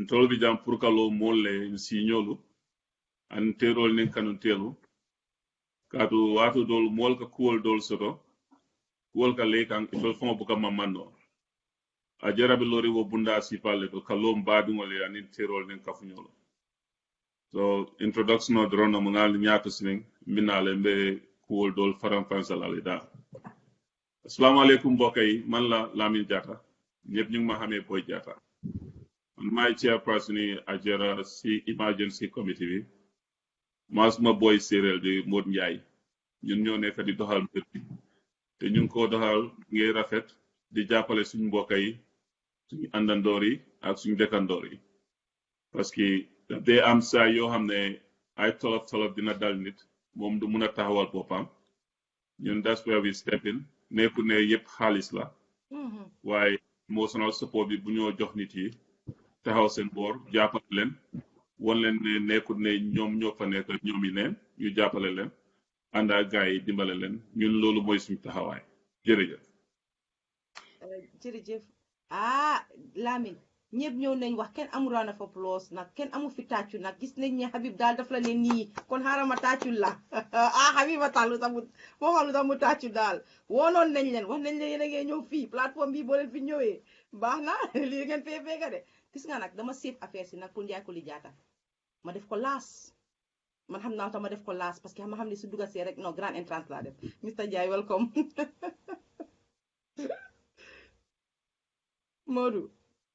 Modou yaa ngi asalaamaaleykum wa rahmatullah. maa ngi nuyoo xaasal nuyoo Fatmata jërë ngeen jëf ak ñi ma fekk yëpp ci plateforme bi baa bi nag da nga ko set too high for me parce que soo ma waxee ne ma grand entrance rek da nga maa tiital ku ma xam di nga xam ne man ñeme ñu ma yi lii du suma yëf waaye man nag maa ngi doon tapet nag man maay di chairman of this sports committee and I have an amazing team boo xam ne we've been working together dinaa wax ne man maay one of the people ñi nga xam ne liggéey naa ñeenti ñeneenti chair administration yëpp basically soccer nag dafa nekk loo xam ne suma passion la and ku ma xam di si xam nga ne ci yooyu laay yëngu waaye ñun nag li ñoo def rek mooy ak suma team bi mooy pour ku xam Ajera di leen associate with July 4th and July 4th dafa am tournament buñ dee play soccer and dañ dee am all these teams from outside the Atlanta area ñu ñëw ñu am a very good weekend boo xam ne dinañu help financially ba pare help ñu indi that camaraderie between ñun ay youth si Gambia daal su ma nee youth nag ñu bari dinañ ree nekkaatuma xale fi mu nekk but Musa Jenge ñu smile but basically daal ñun ñoo dee organize that the sports def ko niñ ko war a defee su ko defee I mean weekend bi daal jaar ni war a jaaree daal man nag ak suma team bi dafa diverse am na ay góor boole nañ ci jigéen sax recently so basically daal loolu lañ ba pare ak man maay député tam suma able boss Boy Jatta man maay député am si emergency bi so basically daal for introductory purposes loolu mooy suma taxawaay fii nag ci lifin bi kay jërëjëf waxoon naa la di nga ñëw a grand entrance sportsman nga gisuloo indi nga ñu dara si table bi jërëjëf kay jërëjëf mbokk yi nga xam ñeen nga xam di seetaan programme bi nga xam ne moom lañ am tey boo leen xoolee di ngeen gis ne Elite Media foog naa bii mooy di second liñ host ñoo xam ne bari na plateforme bi daal bari na nit macha allah tey ñii seen toogaay fii tey benn dara lu mooy askan bi ñoom nga xam ne ñoom ñoo boot Ajera tey su dutoon ñoom Ajera du am waaye Ajera nag luñ ko boot Ajera yéen la yéen nit ñi nga xam ne yéen a day uy si waa Ajera yéen la ñii seen saaban lañ dañ leen a liggéey ngir yàlla tax parce que ku si gis kenn ku fi toog fii tey di nga xam ne liggéeyut ngir ne dafa am xaalis bu mu cay séentu daf ko def rek ngir yàlla tax parce que mu ngi xalaat njabootam xam na ne lii moo liggéey nii tey dina ko njëriñ njabootam ëllëg kon nag suñ toogaay fii tey buñ leen ko def ci always ñu ngi leen a ñaax dugal leen loxoy si biir poste bi génne leen li ngeen mën a génne rek xeebuñ dara ori angale bi lu mu dee wax mu ne every penny helps so ñun tamit ñu ne every dollar helps so ñëw leen rek loo leen génne rek dinañ ko appreciate thank you very much ma dal di nag nuyu nag Ismaila Badji bi nga xam ne moom suma broda la broda Fatim Badji ngoog ñi famille lañ ñooñu mënuma leen a génne suñ biir Ismaila nuyu naa la bu baax a baax Ismaila nga xam ne moom docteur la gis nañ liggéeyam li moo def ci Gambia ci coronavirus bii nga xam ne moom moo jaxal àddina yëpp ñu gis Ismaila li mu faa def ci liggéey te moom it mu nekk koo xam ne ku sponsor Ajera la kon ñu bàyyi ko mu introduce boppam wax ñu moom tam tuuti ci boppam ak lan moo taxoon mu xool Ajera rek sponsor leen ba pare ak lan moo naka la gisee daal lii xew Gambia ak lan moo tax ñun soxla ndimbal fu all over ak naka la gisee tey liggéey bi nga xam ne Ajera moom la moo def nii tey ak ban njëriñ la moo am biir Gambia jërëjëf Ismaila for coming suma mag ji jërëjëf di leen nuyu rek kontaan naa torop si ni ma leen mënee join ma doore rek di gërëm Ajera cause pour dëgg la maa ngi Gambia fu mu nekk nii liggéey suñ compagnie bi Innovarex moo ma indi Gambia waaye man dama yaaga mel ni ci Ajara laa bokk cause Atlanta foofu noonu suma yaay yu fa dëkk ak suma papa yu fa dëkk rek dañ bari par jabar bu ma doon yàlla bu ma doon may jabar sa Atlanta laa ut see jabar so maa ngi gis ñu bari ñu ngi nekk si suma call bi ñoom moo njaay ñoom ñëpp family members leen so Ajara su may wax mbiri Ajara dama lay wax si place boo xam ne xam naa lu si nekk parce que xam naa community Atlanta kenn du mun a dëkk Atlanta boori Atlanta yëpp te xamuloo Ajara taxawaay bu mu fa am ak niñ dee jàppale nit yi in the time of need loolu ku yaroo America rek even su nekkee football moo la daan yóbbu sa mbiri July 4th di nga xam ne community bi biir America especially as immigrants in America organizations yu mel ni Ajara moo tax xale yu bari yoo xam ne mosu ñoo ñëw Gambia waaye ñu ngi téye seen Gambian identity because ñu ngi am organizations yu mel ni Ajara yoo xam ne dañ dee taxawaaloo community bi nga xam ne su neexee ñu celebrate ko waaye in times of xam ne nit yi ñu ngi am naxar o ñu ngi in difficult situations ñu ngi taxawaaloo community bi so loolu lu ma yaaga kontaan la moo tax bu yàlla defee man tamit suma liggéey bi ma am opportunity pour sponsor Ajara musuma ko seetee sponsorship because Ajara ñoom dañ yaaga support loo xam ne Gambien bu taxaw bugg a def lu baax pour moromi Gambien Ajara dañ dee taxawaalu support la so ak num teeloon si suñ compagnie bi buñ ko dooree opportunity buñ amoon ñun tamit pour lu ndaw ñu delloo ko si biir community bi comme suma brother bi nu mu ko waxee rek Alaaji Kebe nu mu ko waxee xaalis bi nu mu dee dugasee si biir Ajara noonu la dee delluwaatee si community bi so moo tax it's always been an honor pour mun a associate suma bopp ak Ajara suñ compagnie bi nag Innovatex Global yàlla tax yàlla indi ñu at a time boo xam ne suñ dëkk bi métti na fu mu nekk nii coronavirus yaaxa bu mu nekk di yaaxa neexut America rek la ko nekk di yaaxa àdduna bi yëpp la nekk di ko yaaxa man nu may waxee yéen nii sax maa ngi just on the tail end of my recovery because 10 days ago man tamit dama test on positive de maa ngi recover so lu ma dee njëkk a wax nit yi mooy war nañoo passé stage boo xam ne nit yi ñu ngi am doubt ne xëy na coronavirus is real or is not real yaaga naa nekk suñ àdduna bi léegi dugga na suñ dëkk bi te ku juddoo Gambia yaroo Gambia xam na ne dëkk bi suñ health system bi dafa niw doole te duñ mun a toog rek ñu yaakaar ne either government bi or international organisation mun nañoo ñëw rek dimbale ñu foog ñun ñu jàppalante moo tax yéen loo leen taxawal ni tey dafa am solo waaye Gambien si bari wuñ waaye bari nañ doole so ku nekk su dugalee sa loxo rek lu ñoo mun a dimbalante comme noo ko waxee doo xam kan ngay dimbale cause lii faalawut kan mooy kan faalawut njiiti dëkk faalawut ku niw doole faalawut koo xam ne soose la pol la olof la feebar bi daal feebari doomi aadama rek la so kuñ mun a jàppale rek it's very very important so kontaan naa torop waaye suñ dëkk bi ñaan dëgg la ñaan daf ñu dee amee waaye àgga nañ place boo xam ne ñaan ak jàppalante tiyalante foog ñu yokk ko si because fu mu nekk dafa serious torop si suñ dëkk bi ak suñ àdduna bi dëgg la jërëjëf Ismaila jërëjëf thank you very much Ajara gërëm nañ la Gambie ni gërëm nañ la ci sa taxawaay comme li nga ko waxee rek dafa mel ni yow moom da nga ne ci Ajara nga bokk génnewuloo ci sa boppa so li nga def rek da nga ko def ne sa wareef la defuloo ko pour ne rek da nga ñëw as a sponsor or something like that so appreciate nañ ko torop sa teewaay bi fii tey kon nag foog naa ne introduce nañ ñëpp ku nekk ndax juumuma kon naa introduce nañ ñëpp ku nekk wane na boppam dimbale leen ma waaw I think waaw introduce nañ ñëpp Simon on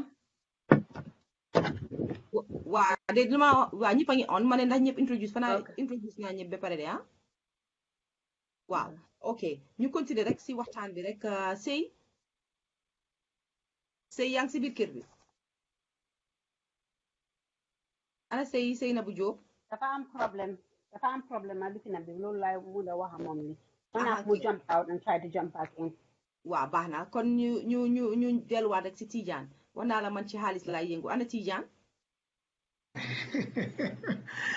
maa ngi nii Fatmata nagam waaw yow nag yi nga xam ne waxuma ne laajte yëpp amut solo waaye am na laajte yu nga xam ne yow foog ñu laaj la ko ndigim yow yaa toog ci toogu bi nga xam ne yaay wax ci yëfi xaalis ak yooyu noonu kon nag Tijaan nit ñi suñuy bokk ci mbootaay wala suñuy bokk ci dara wala bu ñuy dimbali dara foog ñu xam fan la seen xaalis di duga so dafa important nag ñu laaj la xaalis bi nga xam ne Ajara dañ ko dee raise xaalis boobu fan la dee duga naka ngeen ko dee use lan ngeen dee defa xaalis bi man foofu laa njëkkaa bëgg a laajte te xam naa ne question boo xam ne la day daw si mboota bi bari bari dañ dee bëgg a xam parce que foo gis mbootaay rek nit ñi li leen ci gën a saxal ak li dee gën a bëgg a waxtaanee li dee gën a bëgg a li dee tas affaire si rek mooy xaalis bi léegi nag yow yaa nekk si émission bi tey pour explainal nit ñi xaalis bi fan la dee dem lan ngeen ko dee use ak naka ngeen ko dee defee ndax li ma wax noonu make na sense.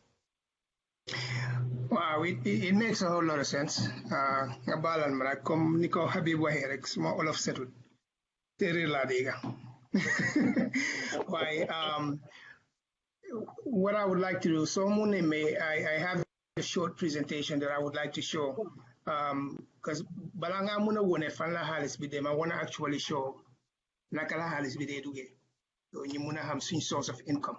No, Ajara daal yéen a organise so kii daal dama foog ne am na fu ma ko jàpp képp ko fee na du ma woon dara so moom dafa ma indi présentation non Elite Media dem na kanam waaye ñun rek a fi am lii ñu ay figures dañu ko woon ni kon direct non Elite waaye Elite ca kaw waaye waa ñëwal. It's just gonna be brief, so let me share my screen. Welcome, Simon. Welcome. I'll come back to you. I just want to acknowledge the young civil Kirby, Simon. Welcome. Thank you. Yes. All right. MashaAllah. Can you guys see my screen? Yes, you get the screen. All right. Wow. There you go. Thank you very much, Padma, for giving us this opportunity. So, normally, you on a yearly basis, actually going to the past. What we used to have is town hall meetings where we would share some of these things that, Ajara has been there, basically, and also where it goes. But unfortunately, we've had issues of people not being able to attend those town hall meetings. So last year we had an opportunity where we actually did it at a symposium that we had for TAF. So we shared that, and that also was shared through Facebook. And these are the same figures that I had shared. The only difference is we have filled in 2019 and then whatever we have through 2020 FIMNECA. So, and since times are changing, if people are not coming to you, we have to go to them in areas, in places where we can find them. And that is social media. And that's why your platform is so important to us today. Thank you. What I just wanted to highlight is just normally it's these fundraising events that we normally have. Independence Ladeneka, July 4th, and then the New Year's Eve that we collaborate with our Gambian Christian organization. So if you look at this list, you can see basically the profits that we make, that we've made within the past 5 years, from independence to July 4th and then New Year's. In 2016, just to highlight, July 4th was, as always, Motion Cash Cow, and we made 20,000 there. But, a couple of years later, from 2017 and 18, we only made a couple of thousand. So I know a lot of people would think that we make a boatload of money, but this shows you exactly what we made. Last year, okay. 2017 and 18, what went wrong? Why? Lan moo taxoon profit ñëwul ni mu waroon a ñëwee te nit ñaa ngi fii ne nit ñaa ngi bari woon si everything lu ngeen doon def nit ñaa ngi bari woon ak yëpp. So basically, the reason for the I'll go back to 2016. That's the year that we actually brought Bai Babu and Pap Juf. So that was very well attended. So we made a profit. But the years after that, we didn't really have like good highlighting performance that our people like to come to and see. And, Kunyeon at the 2018 July 4th, you would have seen how empty the hall was. So it was heartbreaking. But since this new team came on, you can see in 2019 how we have started the road to recovery. And we made almost $14,000. And that's the same thing we were looking forward to this year. Unfortunately, we don't have it.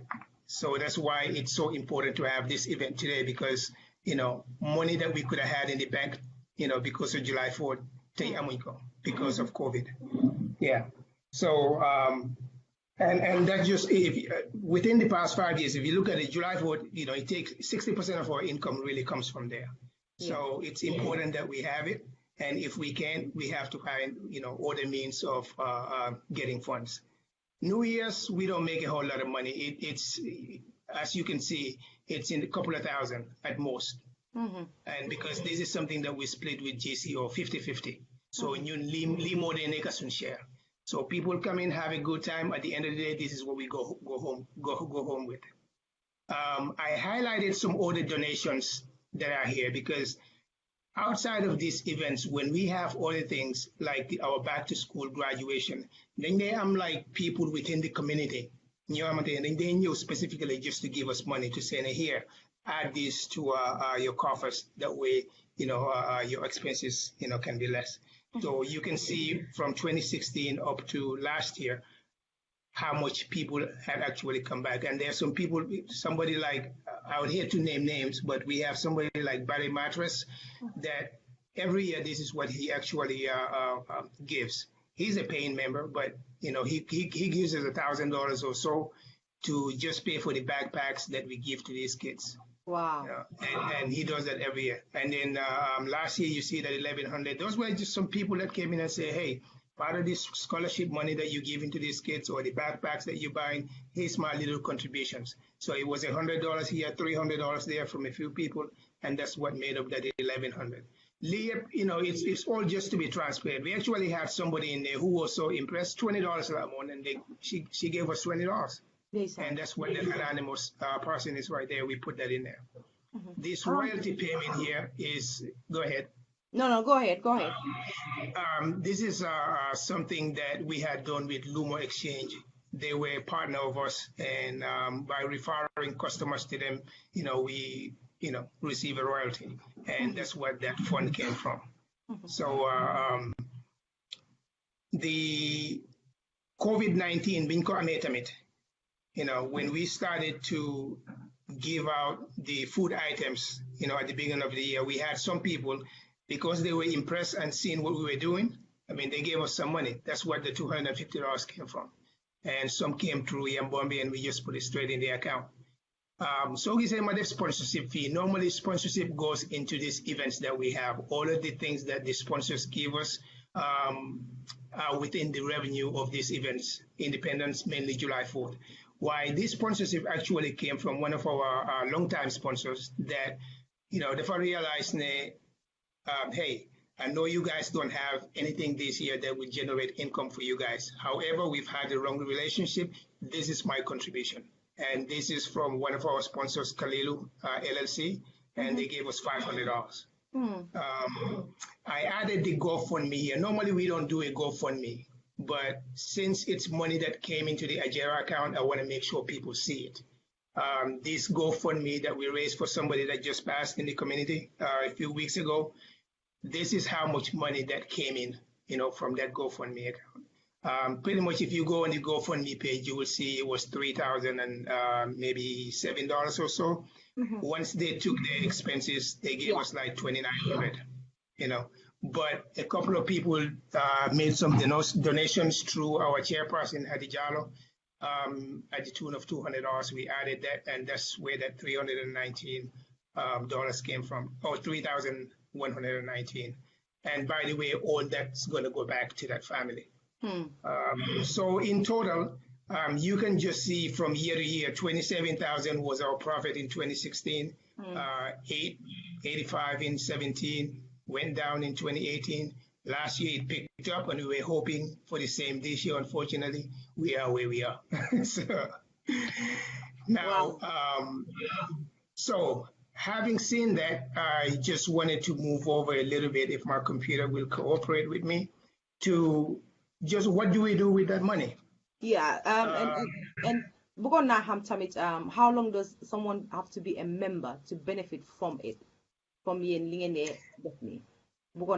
And yeah, that would come into this as well. To benefit much from anything that we do, basically, as soon as you become a member, immediately, it depends on the type of benefit that you asking. But for somebody to benefit, if you come in today and you give us $100, and this is my membership payment.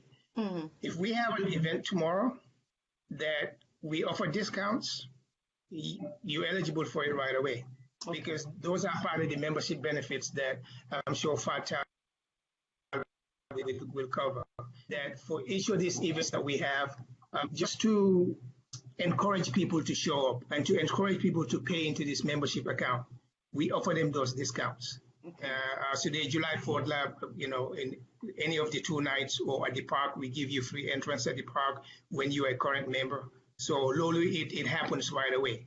Now, when it comes to other benefits like bereavement or medical assistance and things like that, we do have an emergency team that kind of looks at all of these things, and they also look at if something happens to someone within the community, whether you are a member or not, what we give you is the same amount from this account.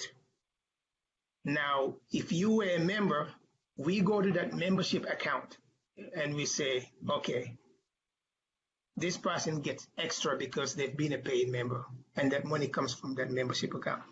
Now, if you're a member that just came in yesterday and want to benefit, it depends on what the benefit would be. Like if it's something that, somebody passes within your family, Lolo is not something that you planned, right? So it's not like you coming into fake people and saying, hey, I'm going to join just to benefit. No. And so he's saying, Lolo, there have been issues there before that some of the older guys can tell you where, people have tried to rush in and saying, hey, let me pay this so that I can go get this benefit. And it's not like that. And then you could be saying that, like, whatever you're doing is basically because you're trying to help. If it's not just yourself, you're trying to help somebody else, right?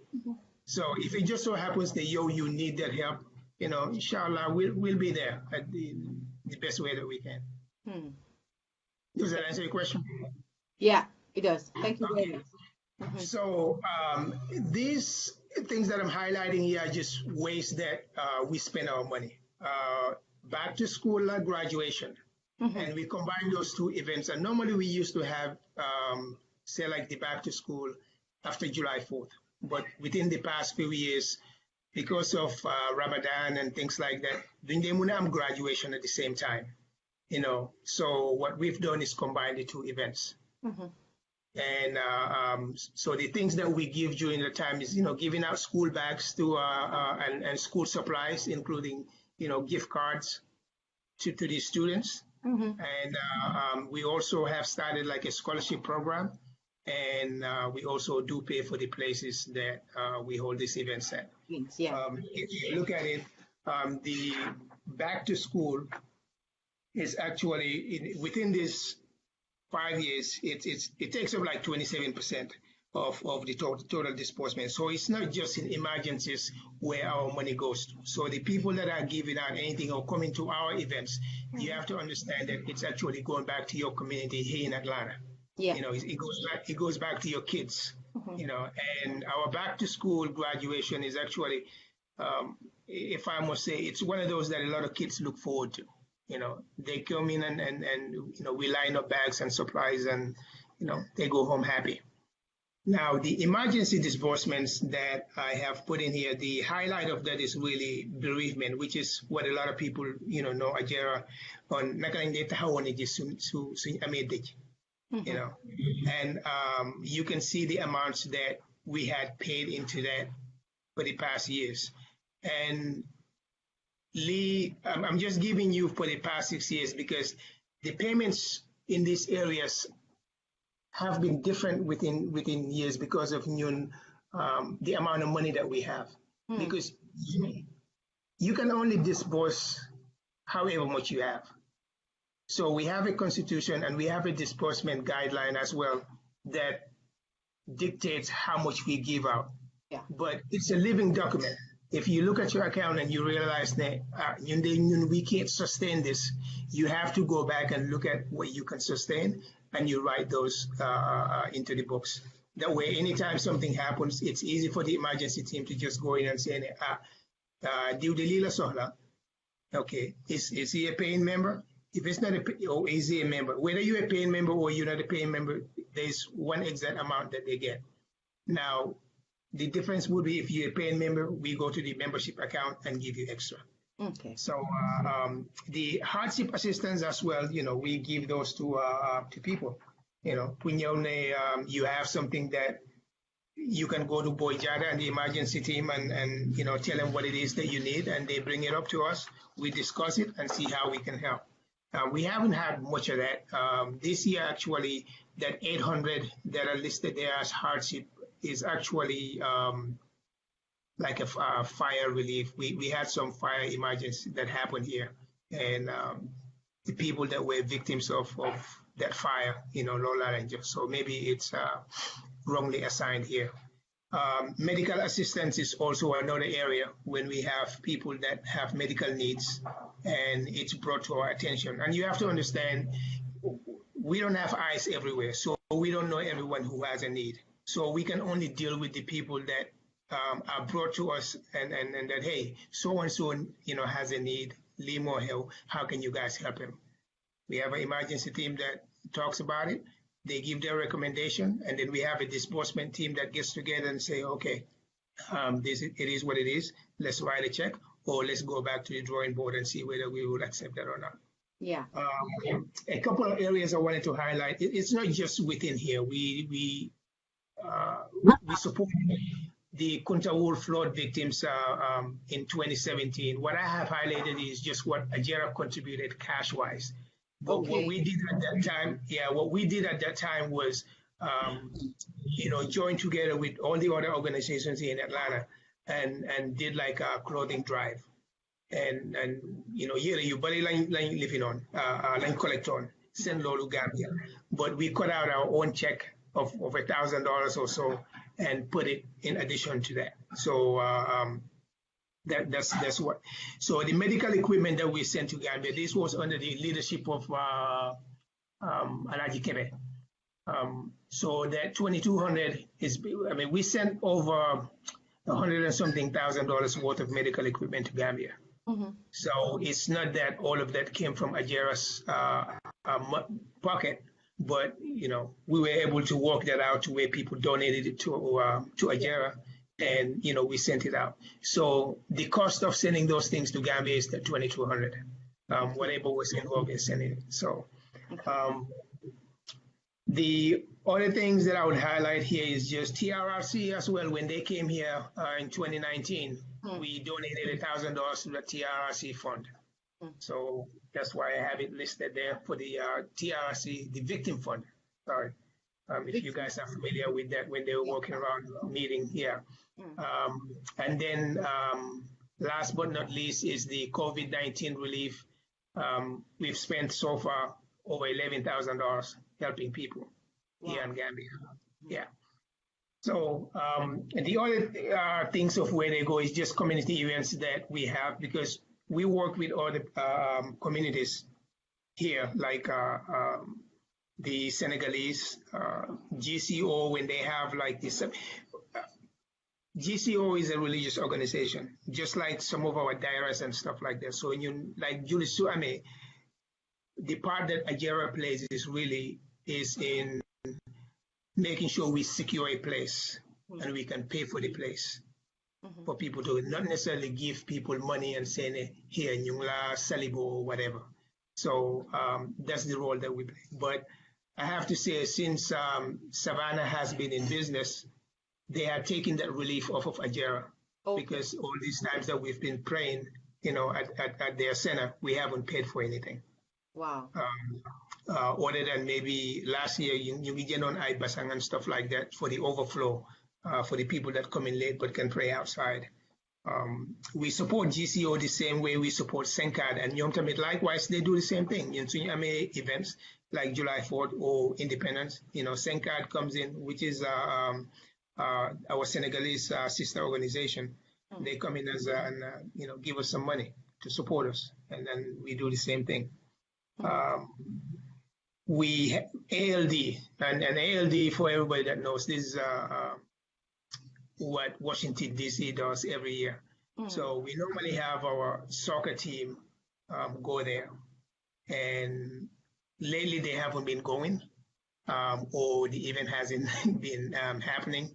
But in years past, we've supported the team when they go there. We give them money for their transportation and stuff like that to go and come back because they're representing Atlanta. And that relationship actually goes back to even before Ajera was formed, because the soccer players will tell you that the role that you used to play, for July 4th. And that was just an agreed upon thing to where that would still remain because they were still also working with the organization. I have listed here that the Atlanta soccer team had joined the league here that was paid for. So we say ma one in a New York fee that 2,200 in 2016 and 265 in 2017 because it was in our books. But this money actually was given to us by a Gambian who owns a parking company, and the parking company is called Noble Parking. So they gave that money to us in 2015. It was 2,500, and said this is specifically for this team to go and play, in this league. So that's what that money was used for. So anybody that's watching, don't think that we're taking out money from our hard-earned fundraising events. The Koyo, which is soccer tournaments for us to play. So it was a sponsored event. But you just want to make sure if something comes out, if something comes in and goes out, you need to show it. But just to conclude there with our, you look at our total disbursements,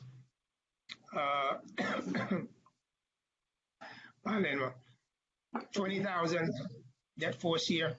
I mean, they still go up and up. They never relent. So if you are to compare that with Lignon versus what we are spending, you can see that we've spent way more than we've brought in from those events. So within these past 5 years so far, the total profit that we've had from these events has been about 65,000, but we spent 92,000 or more. Where's the rest of the money coming from? It comes from our membership account. And that's why it's so important for people to pay their membership dues. And if we don't have the membership account, we can't sustain this organization. We can't meet people's needs. And there is no way that for us to do it. I would just end with this. I know Fatal was going to cover membership.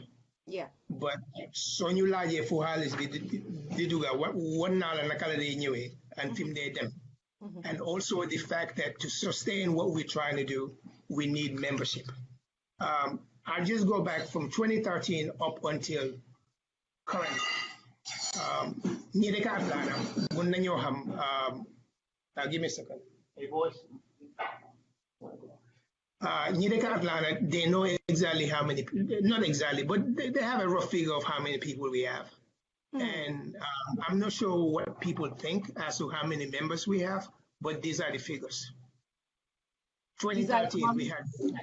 No, hang on a second. 2020, you have only 19 members, right? Yeah, but we only have 19 paying members, but that's because. But that's because we haven't done our fundraising drive yet. So 2020, and this is paying members, So when we start in 2013, we had 48 people that paid, that came and say, oh, by the way, here's my $100, or here's my $180 for my family. We had 48 people that did that. So 32 of them were actually new, and 16 had already been members before that just renewed their membership. Does that make sense? It's making sense, yes. Okay. In 2014, we had a total of 55 paying. So it's increased 2015, we jumped to 86, went down to 63 in 2016. Now you can see 2017, 88, 91, and 103 up till 2019, that membership is increasing. Yeah. But this is in no way can give you any sort of money that you would think can do anything that we're trying to do. So if you can imagine, if 103 people pay $100 a piece, what is that? $10,000. But we have some people actually paying as families, and we give them a discount. Instead of $100 a piece, it's $90 a piece, and that's $180. So that 103 is not even 103,000. It's less than that. So I just want people to put this in perspective. And I know I don't know if it was Alaji Kebe or Imam had said it. Alaji Kebe had said it before, about just if everybody pays or Habib. So if you had 500 people paying, 200 people paying, we have never had more than 103 people paying in one single year since I've been looking at these numbers. So as a community, we need to look at ourselves and see how much more we need to do. But also maybe in Yun Ajera, there are other places that we need to focus on areas on how to penetrate the community and get members to come on board. And I would just close with this.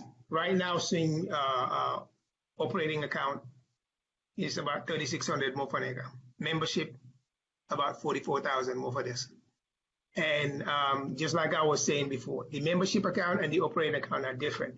The operating account is where all these fundraising activities go. Okay. Right?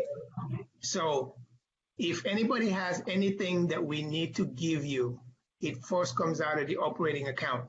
If you're a member, then you get your extra from the membership account. So then they benefit 2 times. Yeah. Okay. Exactly. Now, some of these other things that, if we determine that we don't have money in the operating account, then we have the membership funded, just like the COVID-19. When it happened, I think we had about maybe a couple of $1,000s in an account, and there was no way we were able to fund that. So we took out $10,000 from the membership account and funded that. Wow. So when it comes to the scholarships that we also give, and we've increased that on a yearly basis. I think last year we gave 3 scholarships by Ajera, and it was 1,500. And there was another one that was given by Global, another 500. But that money also comes out of this membership account, just so for the members to know where their money is going. Yes. So that's all I have for you. Thank you. So you can get us a screen sharing right now. All right. Wow, I like this. I love this because at the end of the day, gis ngeen lii accountability, transparency. I think you guys came prepared. Yow fa naa yem daf leen wax lan laa pare pour laaj lii ñëpp moo tax you came prepared. Fii moom amul dara lu fi nëbbu. Lii buñ ko amoon rek suñu réew moom suñu réew ma neex loolu moom xam naa yëngal naa Musa Jëf bu ma woyee loolu. waaye lii dafa neex xam nga tey képp kuy seetaan xam nga fu sa xaalis dugga xam nga fu xaalis bi jaar kon lii war naa motiver sax képp kuy seetaan pour mu try pour mu def dara si lii. So maa ngi ñaax ay yéen comme ni ma ko waxee nit ñi seetaan foog naa ne jot na ngeen dugal seen xaalis fii nii te xam ne boo leen ko fa dugalee it luy njëriñ askan bi la nekkul ne luy njëriñ benn nit rek la askan bi yëpp la muy njëriñ kon nag maa ngi leen a ñaan nekk leen members because it's very important. Be members. If you can sponsor if you can be a sponsor I mean loolu lañ ci mën a def rek def leen ko.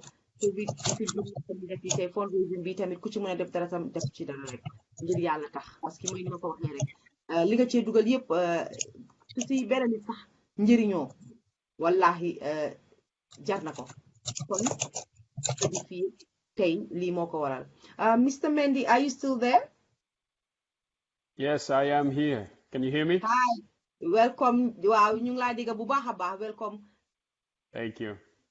Okay. Ma bàyyi la nga introduce sa bopp xam naa ne yow tamit kenn sponsor yi ñu bàyyi la nga introduce sa bopp yow tamit nga wan lan moo tax. Yes. am na ñu ngi dégg baax. am na kuy type waaw. Am na kuy type. Wow. Okay. Mrs. Coker, nice to meet you. Na nga def?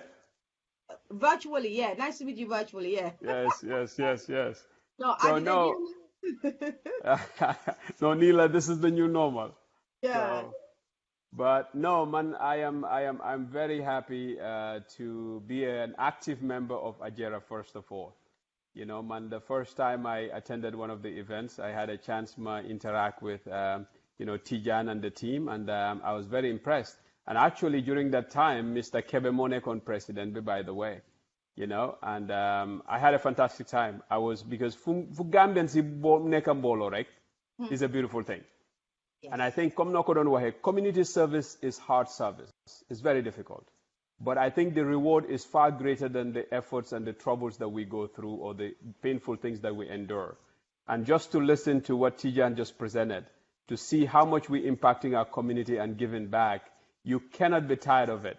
And you can never really feel like you're not getting a benefit out of it, because once the community and the kids are involved, it's worth it, you know. And my organization and my team, we're very proud to be active participants in your community drive, in anything that Ajera involves in. And I just wanted to say that, look, COVID has changed everything. And we are very happy and very comfortable with the service that we provide, because we are able to actually foster more social distancing and help people not put their families in positions where they have to be exposed to the disease. Because they have great protocols in place. Nga xamne mun nañu dem jël products yi deliver ko to their family members, with their family members not having to leave the house at all. You know, and we are very pleased to be in that line of business and being able to provide for Gambians and being able to really be a contributor in this process. But man, that is the least of my my concerns per se, because man, I think what I'm more excited about is what Ajira is doing to impact the community.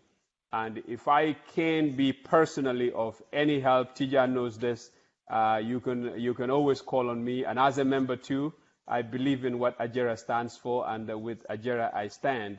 But I think man suma don wax anything pour advise Ajera moy soko xolé bu organisation bi starté ba tay ñu ko don dawal légui jox tok nañ ci gannaaw légui some people are far in front trying to run the organization. Dina am time, ñun yëpp sun time dina jot. Man already have transitioned to Gambia. Most of us on this call today, we will transition to Gambia. Then who is going to take care of Ajera? It's the young kids, our kids we have right now. And if I can challenge Ajera is, let's make sure anything we do, the kids are in the middle of it. Even in our events for July 4th, they need to be front and center, because if they believe in it, they feel included, they will take it over. And that's when it's really going to be full steam, because ñun ñu ëppale population. Ñun mi jógee Gambia, judo Gambia, we are the minority compared to ñun sun doom yuñ fi am, so xoolee Atlanta community bi. And we have to take advantage of that. If not, we're going to lose out. Yeah. If not, this will die away. It will die away. Because all the high school stuff we talk about, they don't relate to it. They just hear us say those stories. But if we talk about the impact we have on community, what it means to them, I think that's far more impactful, and that's going to be long-lasting than anything else. But look, Sigil Nalen, and you guys are doing fantastic. And I'm so proud of you guys. And you can count on me, like I said, personally, and you can count on Kalilu at any point. So keep it up. Thank you so much. Thank you. Wow. We want to check in to Jim for one time. How do we take it away? He was, you know, and Tijan were responsible on to care of you're breaking. Yamsa audio bi bahut. How many mandakla? Yeah, she was breaking. Why you not break? Can you hear me now? Hold on. Can you hear me? We get cracked. If I mean you have like a, you know. That static noise. Yeah. Really? I know what she was trying to talk about. Yeah, let me help you with that real quick. Fatmata lim don jema wa moy ne dañu gërem Simon ci bopam lim wax ne bayiwuñu degala. He is a member, he's a business owner, and he's an avid supporter and friend of Ajera. Ruluwam ñepp xam nañ ko from before me to the other leaders, everyone talks about him. Why nag li ci gëna rëy moy Simon ak teamam are the main reasons why we were able to act fast. Put dimbale Gambiansi in Gambia with the COVID-19. Everything that we paid for, that we got and put in the hands of the Red Cross came from them and their team. The water came from QTV Group, where they donated it to add, but all the other items, the packages that we created, Kalilu and team did it. And Lichigana, impressive moy, they're in Gambia, but the time that they said they would arrive, they arrived at that time. I was impressed with that. It was very efficient. and they arrived. Even the QTV folks were like, whoa, you were right, because they thought that they should arrive an hour late or whatnot, but they didn't. They came on time, and great service. And we really appreciate that they stood up right there when we were ready to act fast and acted fast along with us and supplied for our Gambian people. And I've seen that, after that, we've done the referrals as a partner would, and they've gotten those supports too. And they've helped other organizations that I believe they also did help jump on to help GCO with their efforts to something. So we appreciate the community work and the efforts that they put forward. And he was one of the first partner sponsors that jumped up and said that we didn't have our in-person events, and he wrote a check and gave it to us regardless. And that's another thing Tijan mentioned, but I want to say thank you for that, for stepping up and not waiting for us to ask him for help. He helped regardless. So thank you, Simon. jërëjëf Simon dégg nga loolu gërëmaate bi nag yéen a ko moom muy yow muy naka Ismaila ak képp koo xam ne rek génne nga sa loxo nag jàpp ci Ajera bem lifin comme ni ngeen koy dégg rek yéen miy déglu lii nekk na lu nga xam ne waruñ koo bàyyi mu deeyee noonu man fi ma wax rek mooy ne bu leen ko xool ci tey xool leen ko ci démba ji mooy fi nga xamee ne ñi nga xam ne ñoo sasoon Ajera jamono boobu noonu xëj na nit ñi duñ daan dugg ci sponsor bu bari war ngeen a laajaat seen boppa fan la xaalis bi daan jógee ñu bari tey xëj na dañuy bañ a wax rek mun naa am seen poste la daan jógee ñu dugal ko pour taxawal Ajera mu taxaw mu dëgër ñu ne dara soo gisee kër mënut a taxaw without foundation kon fàttaliku leen ne ñi sanca Ajera dañ ci dugaloon seen xaalis te bañ caa dugal seen xaalis séentu wuñ ci dara baak moo tax tey toogaay bii dafa war a rafet kon maa ngi ñaax yéen miy seetaan dugal leen seen loxo seen biir poos nekkale leen member from today soo leen nekkut member it try leen ngeen dimbale ci COVID-19 bii nga xam ne affectut Ajera rek dafa affect àddina yépp soo leen dugalut seen loxo pour loolu rek wallahi dugal leen seen loxo si biir poos parce que Fatmata Kuka ngi taw toog fii booba léegi di Samba Mbayaan rek pour ngeen dugal seen loxo seen biir poos na kool yi yëngatu yéen tamit pledge leen pledge leen Fatmata baal ba tuuti da nga am wërsëg nag am bayre because we're having a good day so far. Let me highlight that for you. Okay. Ismaila had to drop off, as you know. He's in recovery and doing well for himself, but he sent us $500 also.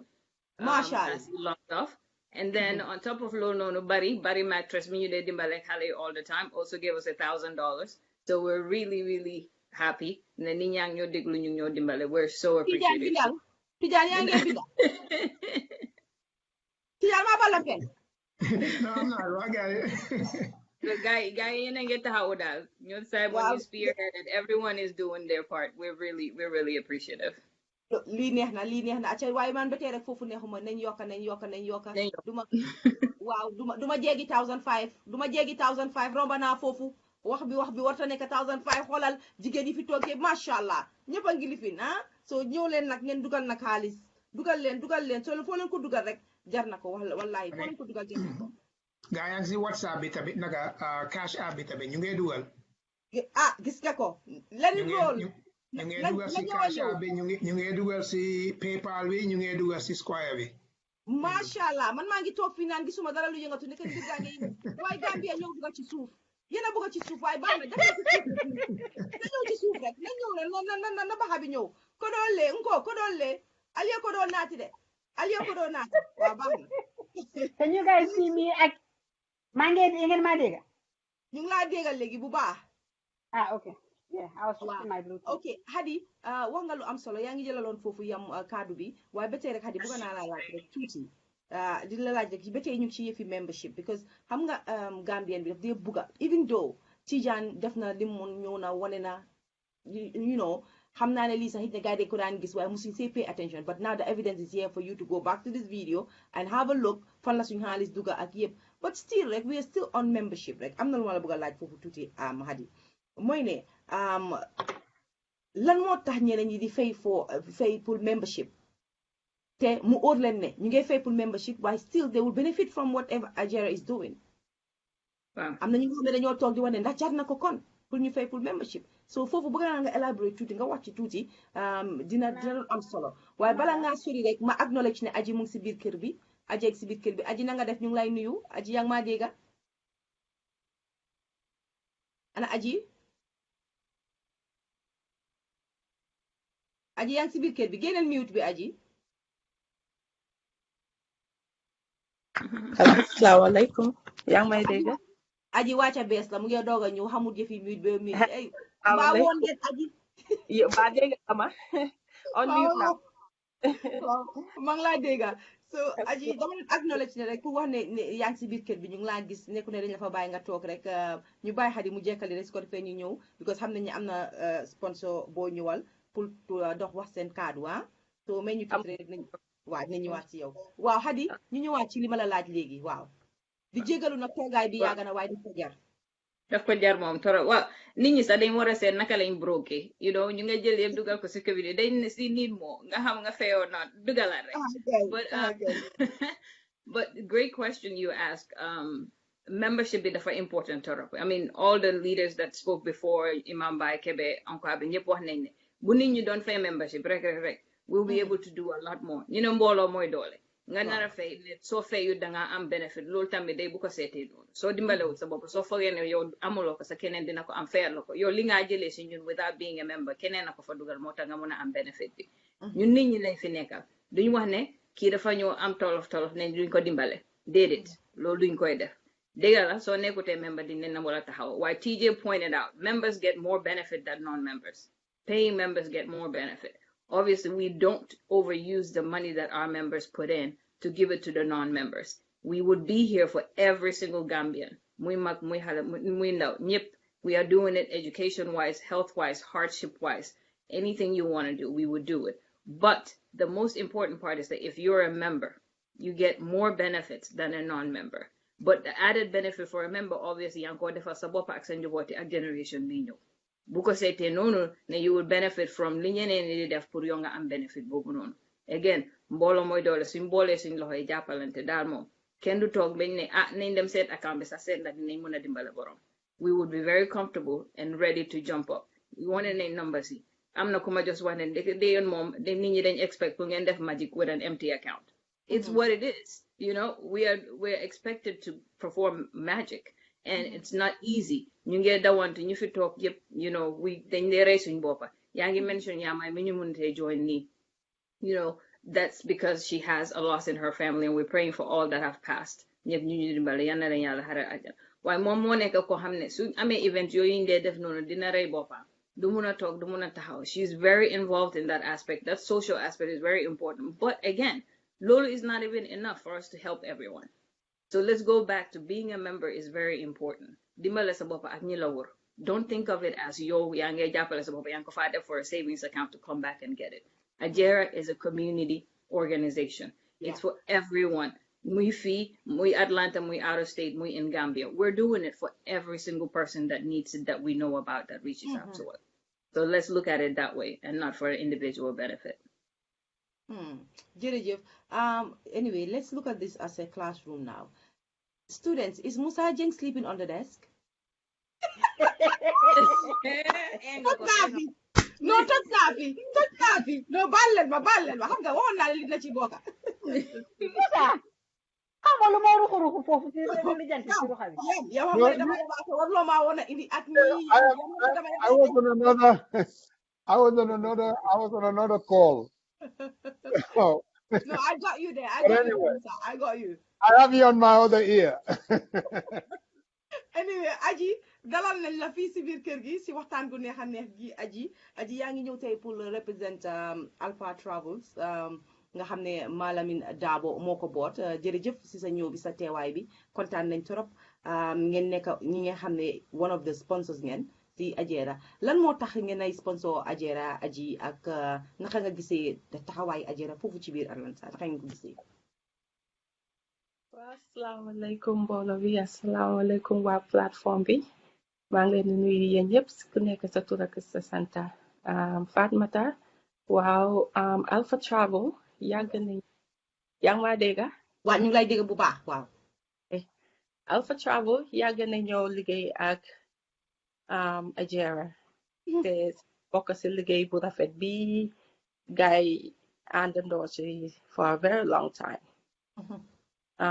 dañ gis liggéey bu rafet bu tax a jóg Ajera moo tax Malam dugal si loxoom dugal si yëpp xaalisam loo xalaat lu Ajera soxla rek pare na pour taxaw si loolu tax mu ñëw àndandool ak Ajera si liggéey bu rafet bii nii yàggat nañ di liggéey ak waa Ajera. jërëjëf naka nga gisee xam naa ne gis ngeen seen liggéey bu rafet waaye naka ngeen gisee tey li tax Ajera toog fii pour ne membership dafa important ba pare tamit ñu ngi bëgg a jàppale Gambia bi nga xam ne nekkul ne Gambia la àdduna si yëpp ñoo nekk di sofa si coronavirus bii nii waaye tey ñu tax toog fii ne ñu ngi ut nit ñi pour ñu pledge pour xam nga rek dimbale ñi nekk Gambia naka nga gisee toogaay bi tey Aji. Toogaay bi du ko rafetlu maa ngi rafetlu toogaay bi di rafetlu xalaat bi parce que ñëpp suñ mbokk ñoo fa nekka suñ mbokk yaa fa nekka ñu ngi toog fii waaye suñ xel yi dal luñ ñu ngi mbokk yi so tey bu Ajera jógaatee lii daat lii nii pour ñu jàppale suñu réew ñu ñëpp kontaan rek lañ siy def ndekte loo xam ne la ñu ñëpp a siy benefit parce que ñu ñëpp ñoo fa am mbokk am fa ay xarit so lii liggéey bu rafet la te pare nañ pour ànd ak Ajera jàppale. jërëjëf Aji kontaan nañ trop si sa teewaay fii tey di leen gërëm di leen sant yow Alpha Travels Kalidou ñu ngi leen ay gërëm Ismaila ñu ngi leen a gërëm bépp nit koo xam ne mus nga sponsor Ajera rek xam leen ne yàqu leen fii dara dégg naa ngeen mention Taf Alia dégg naa ngeen mention Global Properties comme képp koo xam ne rek jaar na Ajera te dugal fa ñaxaam rek ñu ngi lay gërëm di la sant bu baax comme ni Musa waxoon Ali rek ku lim juum mënuñoo lim ñëpp waaye am na ñu nga xam ne rek foog ñu tudda seen tur tey ba léegi rek comme ni ma ko waxee rek toogaay bu rafet bi soo gisee ñu def ko rek tey pour ne rek ne nan nit ñi dugal seen loxo seen biir pause two way system la xam ngeen ne traffic light daf it's either mu red mbaate muy green so léegi ñu ngi leen laa ñaan use leen green bi bu leen nangoo nekk ci red bi taxaw foofu noonu use leen green bi toj leen green ma ne Tijaan kadi dama bëgg ngeen alaat ma su affaire si eggee 5000 su eggee 5 parce que man xam naa ne si show bi la moo eggee 5 alaat leen ma ne ma ñu ngi 5000 it's like an auction de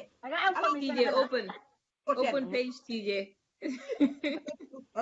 Fatal maa ngi jiital si ñi nga xam ne yéen a ngi toog Habiba yéen a ngi toog booba léegi xam nga nag lii la rek ñun ñëpp a ngi bëgg a déglu wante ñu ngi ko def mu rafet tey suñ ko bàyyoon mu tasaaroo kon dafa mel ni ku nekk dina xam nga rek wax soo léegi defuñ loolu waaye yéen ñëpp a ngi patient toog te Ajera jaral leen ko non du Ajera sax man mii maa leen ko jaral moo tax ngeen toog nii rek pour bëgg a jàkkaarloog man léegi Fatal ñu ñëwaat ci yow tuuti rek Fatal li ma la bëggoon a laaj rek mooy ñaata mooy membership bi su ma juumutee foog naa ne Tijaan wax na ko sax ci gannaaw waaye ba léegi rek ba tey ñu fàttali ko waat nit ñi parce que waxtaan balaa neex rek li romba ñu dal di ko waxaat parce que xëy na am na ñu nga xam ne génne nañ seetaanatuñ wala am na ñu nga xam ne ñu ngee doog a dugg di seetaan so ñu waxaat ko rek ñaata mooy membership bi pour nit ñi xam ne membership bi sax du loo xam ne lu diis la. dégg la Fatou membership bi moom soo ko seetloo $100 la pour individual. waaye su fekkee ne yaa ngi doon war a dugal $10 every month da nga gis ne camera kan you good my camera is fine I think everyone is speaking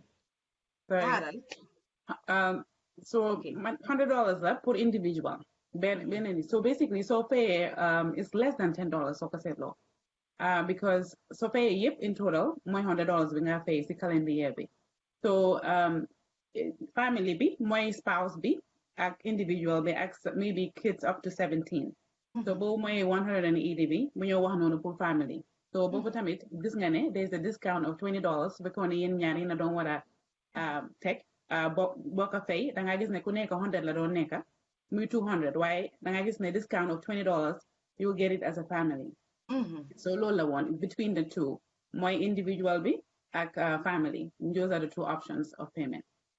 ba tey rek ci yow duma la bàyyi nga demee noonu laajaat rek ndegem da nga yàgg ak toog man laajaat la rek beneen mooy ne man mi nga xam ne dëkkuma fa am ok warta nekk ci about man sax de waaye dama ko jëlee noonu rek pour rek mel ni maa ngi dëkkoon beneen state ndax ñooñu tam eligible nañ pour ñu bokk as members loolu bëgg naa koo xam rek ci laajte. waaw out of state lii pour ñu ñëpp la so out of state ñu ngi leen di encourage pour ñu ñëw tamit bokka because li ñëpp ñoo ko bokk so they're all welcome the benefits ñoo am su nekkee member ñu ko am fii in Atlanta will be the same benefits ñoo am so everybody is welcome. ba pare comme laajaat la rek xam nga sa rural diis nag moo tax ma pour la on the spot rek pour laaj la rek pour laajaat la rek the different types of memberships loolu tamit dina am solo torop pour nit ñi xam tamit ban façon la waaw. Wow. So there's two types of membership. Mooy active paying member bi mooy ñi nga xam ne they volunteer seen time ba pare they still paying members comme ñun suñu maas gi si executive team bi ak members yi si Ajara da ngaa gis ne ñu we pay for our membership ñu ñoo gis ne we all members while at the same time we also participate xam nga dañ dee help volunteer si Ajara so loolu moo nekk si category of active paying members. Why not? There's another category xam nañ ne ñeneen ñi mënuñoo am time for volunteer xam nga fii tamit ñëpp a ngi busy some people dañ dee ñëw di wax ne well man mënuma help because ñu ngi busy seen schedule yi loolu yëpp understand nañ ko so waaye su fekkee ne yaa ngi fay nga nekk non active that's okay loolu mooy amuloon time bi pour dimbale waaye ba tey yaa ngi help support by paying for your membership loolu mooy the two different types of members yi. jërëjëf Fatal kontaan naa trop si sa ansa bi ma ñëw nag ci Mr Jatta boy yaa ngi fa dafa mel ni kenn ne ko fa ñëwaat na non sori wut dégg na suma baat bi mi doon yëy rek di gisuloo ko xanaa waaw xam nga olof dafa ne ndimbal dafa fekk loxol borom waaye soose bi dafa ne fo yaa long le ko hey yàlla Fatmata oho non nañ jël olof rek laamin mbatu nga olof taa waaw laamin le laamin fele jang e ko boto ken songo buka lono maninkol ko wala ken buka abuka lono no ma liye ta pass ma on exam léegi nga ma ko wax mënu ma ko remember taku dara nekku fa xam nga loolu du mun a taxaw waaw wax dëgg ne yàlla moo tax nag yow ma bëgg laa laaj rek naka ngeen di déterminer naka ngeen xamee ne ñan ngeen war a help ñan ñoo ko yelloo looloo tax ma dugg foofu. all right ñun suñu emergency committee bi anyone ko am emergency ñu xam ko nga ñëw si ñun wax ñu ne da nga am emergency make sure ne we treat all Gambians fairly across the board. It doesn't matter you are a paying member or a non-paying member. Anyone who is a Gambian, because we have a committee where they discuss among ourselves, and we consider all angles in there. Then we make our recommendations. Yes, we do turn down some requests. Some requests we do determine maybe this is how we can help, and also it depends on how much is in the bank for us. Why then make sure everyone come to speaking a nimble maybe to an emergency of any sort. We step in, we try to do our best. When it comes to, let's say, need bereavement, need ganyu or whatever, automatically we step in because lolu jarut yegale or wahmine li agli mo help. Like they step in, they've seen Ken Carton. Before, let's say, Dem Suliji, with the help of Usman Manjang, who used to be the emergency chair, that we make a arrangement with the funeral home, because the funeral homes, they are very expensive. Then if you go to funeral home, they will charge you maybe $6,000 for newbie. But we have this with a young funeral home, whereby we have discounts and we have a special price. If the name Ajera is used, they go ahead and utilize that amount for you. So lot of opinion. So what we do is, as emergency committee, so first of all, we try to help in all avenues to make sure that because funeral home before you fake and speaking a feeling last soul, it has to be paid for. And Lolo, we have to go to 14th Street and pay that money. So right now, at the end of the day, so we add Yip together, it's gonna be 3,000 with some change. Most of the time, the family members will come in and ne lii lañ mun a bi waaye lenn mooy problème nekkut ne ñëpp a fi am family am na ñu xam ne xamuñ fi kenn am na ñu xam ne bokkuñ fee kenn. I can give you a perfect example. A brother died here, xamut kenn xamu ko, but he's a Gambian. All right, mu ngi si lopitaan bi, and they decided ne dañ ko dem cremate. When our former chair, who happens to be the councillor here in Atlanta, Alaj Habib, guy buñ ko yegee bu ko guy yegee, they went there te guy buñ fa demee dañ leen wax ne yow ñii kii dañ koo suul doo leen ko lakka, and they were surprised ne ñooñu naka lañ mun a ñëw rek volunteer pour def loolu. Can you hear me? Yes. Oh, okay.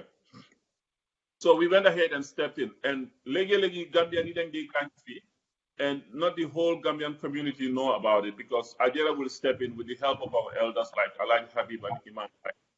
And then you can go to the masjid, maybe dang fa take 5, 6, 7 minutes. Right, nañ dem ñu sutura ko xam nga parce que ñun ñoo jógee Gambia daal. So emergency team bi, and anything lu xam ne man mun ma koo dégga Mod Ndiaye munu koo dégga keneen mun na koo dégga mu isi ko si ñun. And try to do our best to step in and ask. Well, we don't want to invade the family members, but we have to go through those family members to see if they need help in any avenue. Ñun tamit ñu step in jàppale leen. Ahankay.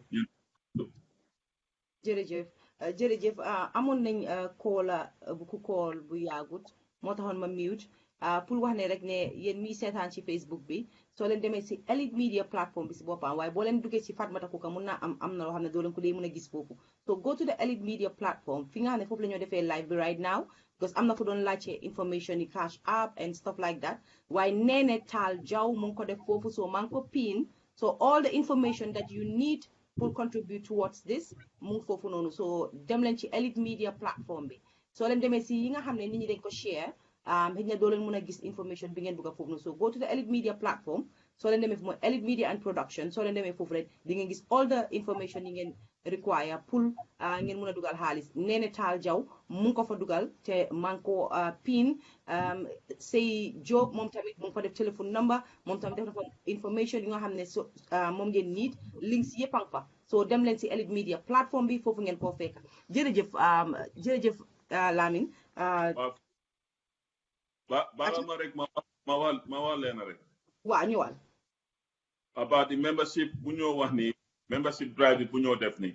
To be honest with you, ñun mi xam ne every day dañ dee daw ñuy dawal su moto yi di def lu nekk. Ñun yëpp dañ nekk paying members. Right, tey kenn ñaanut pour ñëw am ndimbal si xaalis boobu ñun yëpp ñaanuñ loolu. You see 98% of the paying members ñu dee pay every year for the past years. Dañ koo def ngir yàlla ak yonent bi pour ñu mun a jàppale ñeneen ñi ak doomi Gambia ni fii ak Gambia. So suñ mbokk yi dañ war a ñëw ñu jàppalante. To pay $100 a month, a year. Gis nga paying members yi, to be honest, Tijaan waxoon na ko fii, and a lot more people dinañ ko wax. So pay sa membership bi, maa suñu xam ne dañ bugg a party ak yooyu. At the end of the day, so xoolee lu nga fay si $100 boobu. You end up paying maybe $50 because you have the discounts for all these other programs. So you're paying, let's say, $50 for the whole year. Understand? Because the nga duga si pack be for free. The nga dem si programs and you jox la 10%, $10 off. Nga dem fi you jox $10 off. Lolu soko xolé at the end of the day, maybe $50 to $45 nga pay. So pour ñu ñëw we've been doing this for the past 10, 15 years. And ñu ngi sonna tamit. Why betay ñu ngi si gannaaw. We have members. I just don't want to go in there. Members you have still jama biir nañ seen biir ñu ngi dis, but they have to go to another state. Understand nga? Pour topp ko mbiri Ajera pour Ajera mun a ñëw fii because suñ koto yi suñ oncle yi def nañ luñ war a def. ñu léegi oncle lañ ay oncle lañ ay auntie lañ ñu nit ñu ngi mag. So dañ bëgg a xale yi ñëw si suuf jàppale ñoom ci jaar ñu ngi ñëw di ñu jàppale ñun tamit dañ bëgg a pass toj bi léegi ñu jaal dem feneen. Tey sant ñëpp di leen gërëm waaye dama bëgg daal suma mbokki Atlante yi ñu bàyyi toog si biti ñu xool si biir nga ñëw si biir ñun ñëpp ñu bokka. Okay. Because I tell the story. We used to have a group on the side different from Ajera. But when Ajera came up, we took members from our group to go and be part of Ajera. And at the end of the day, we have to scrap that group and be Ajera full time. Parce que mbolo moy doole. Ñun lo. Okay. Jërëjëf. jërëjëf sa kaddu yu rafet na léegi nag dinaa jëlee break from yéen mi nga xam ne yéen ay Ajera team right now ma delluwaat si chairman yi fa nekkoon because ñëpp mënumaa wax ne sax kenn moo gën a xaar bàyyi kenn ñëpp a ngi xaar equally waaye foog ma delluwaat ci ñoom because ñoom ñoo ibi woon bunti yoon bi so léegi ma ñëwaat si Habib Habib a ngi mute de. Amata. Naam. Hello, Habib Dinho. For now, Habib wants to say something. I didn't even know that the ambassador was still on. Anyway. Can wants to say something? Hadi. Ah? Oh, I'm sorry. I wanted to release Deputy Ambassador Sauce because I didn't realize Mungi in Bente and Whoa. he is in. So yes, I wanted just to say thank you personally. Wow. While they're on nañu tàggatoo Hadi may ñu dégg waaw nañu tàggatoo xaw ma woon mu ngi si biir ba léegi sax dama foog ne mu ngi toog seetaan rek because lii Mr Socé waaw Fatmata xam naa ne li nga doon tooga moo pare rek nga bëgg ko dem lekka rek we understand bul tax suma mag reema waaye Mr Bay bul tax mu reema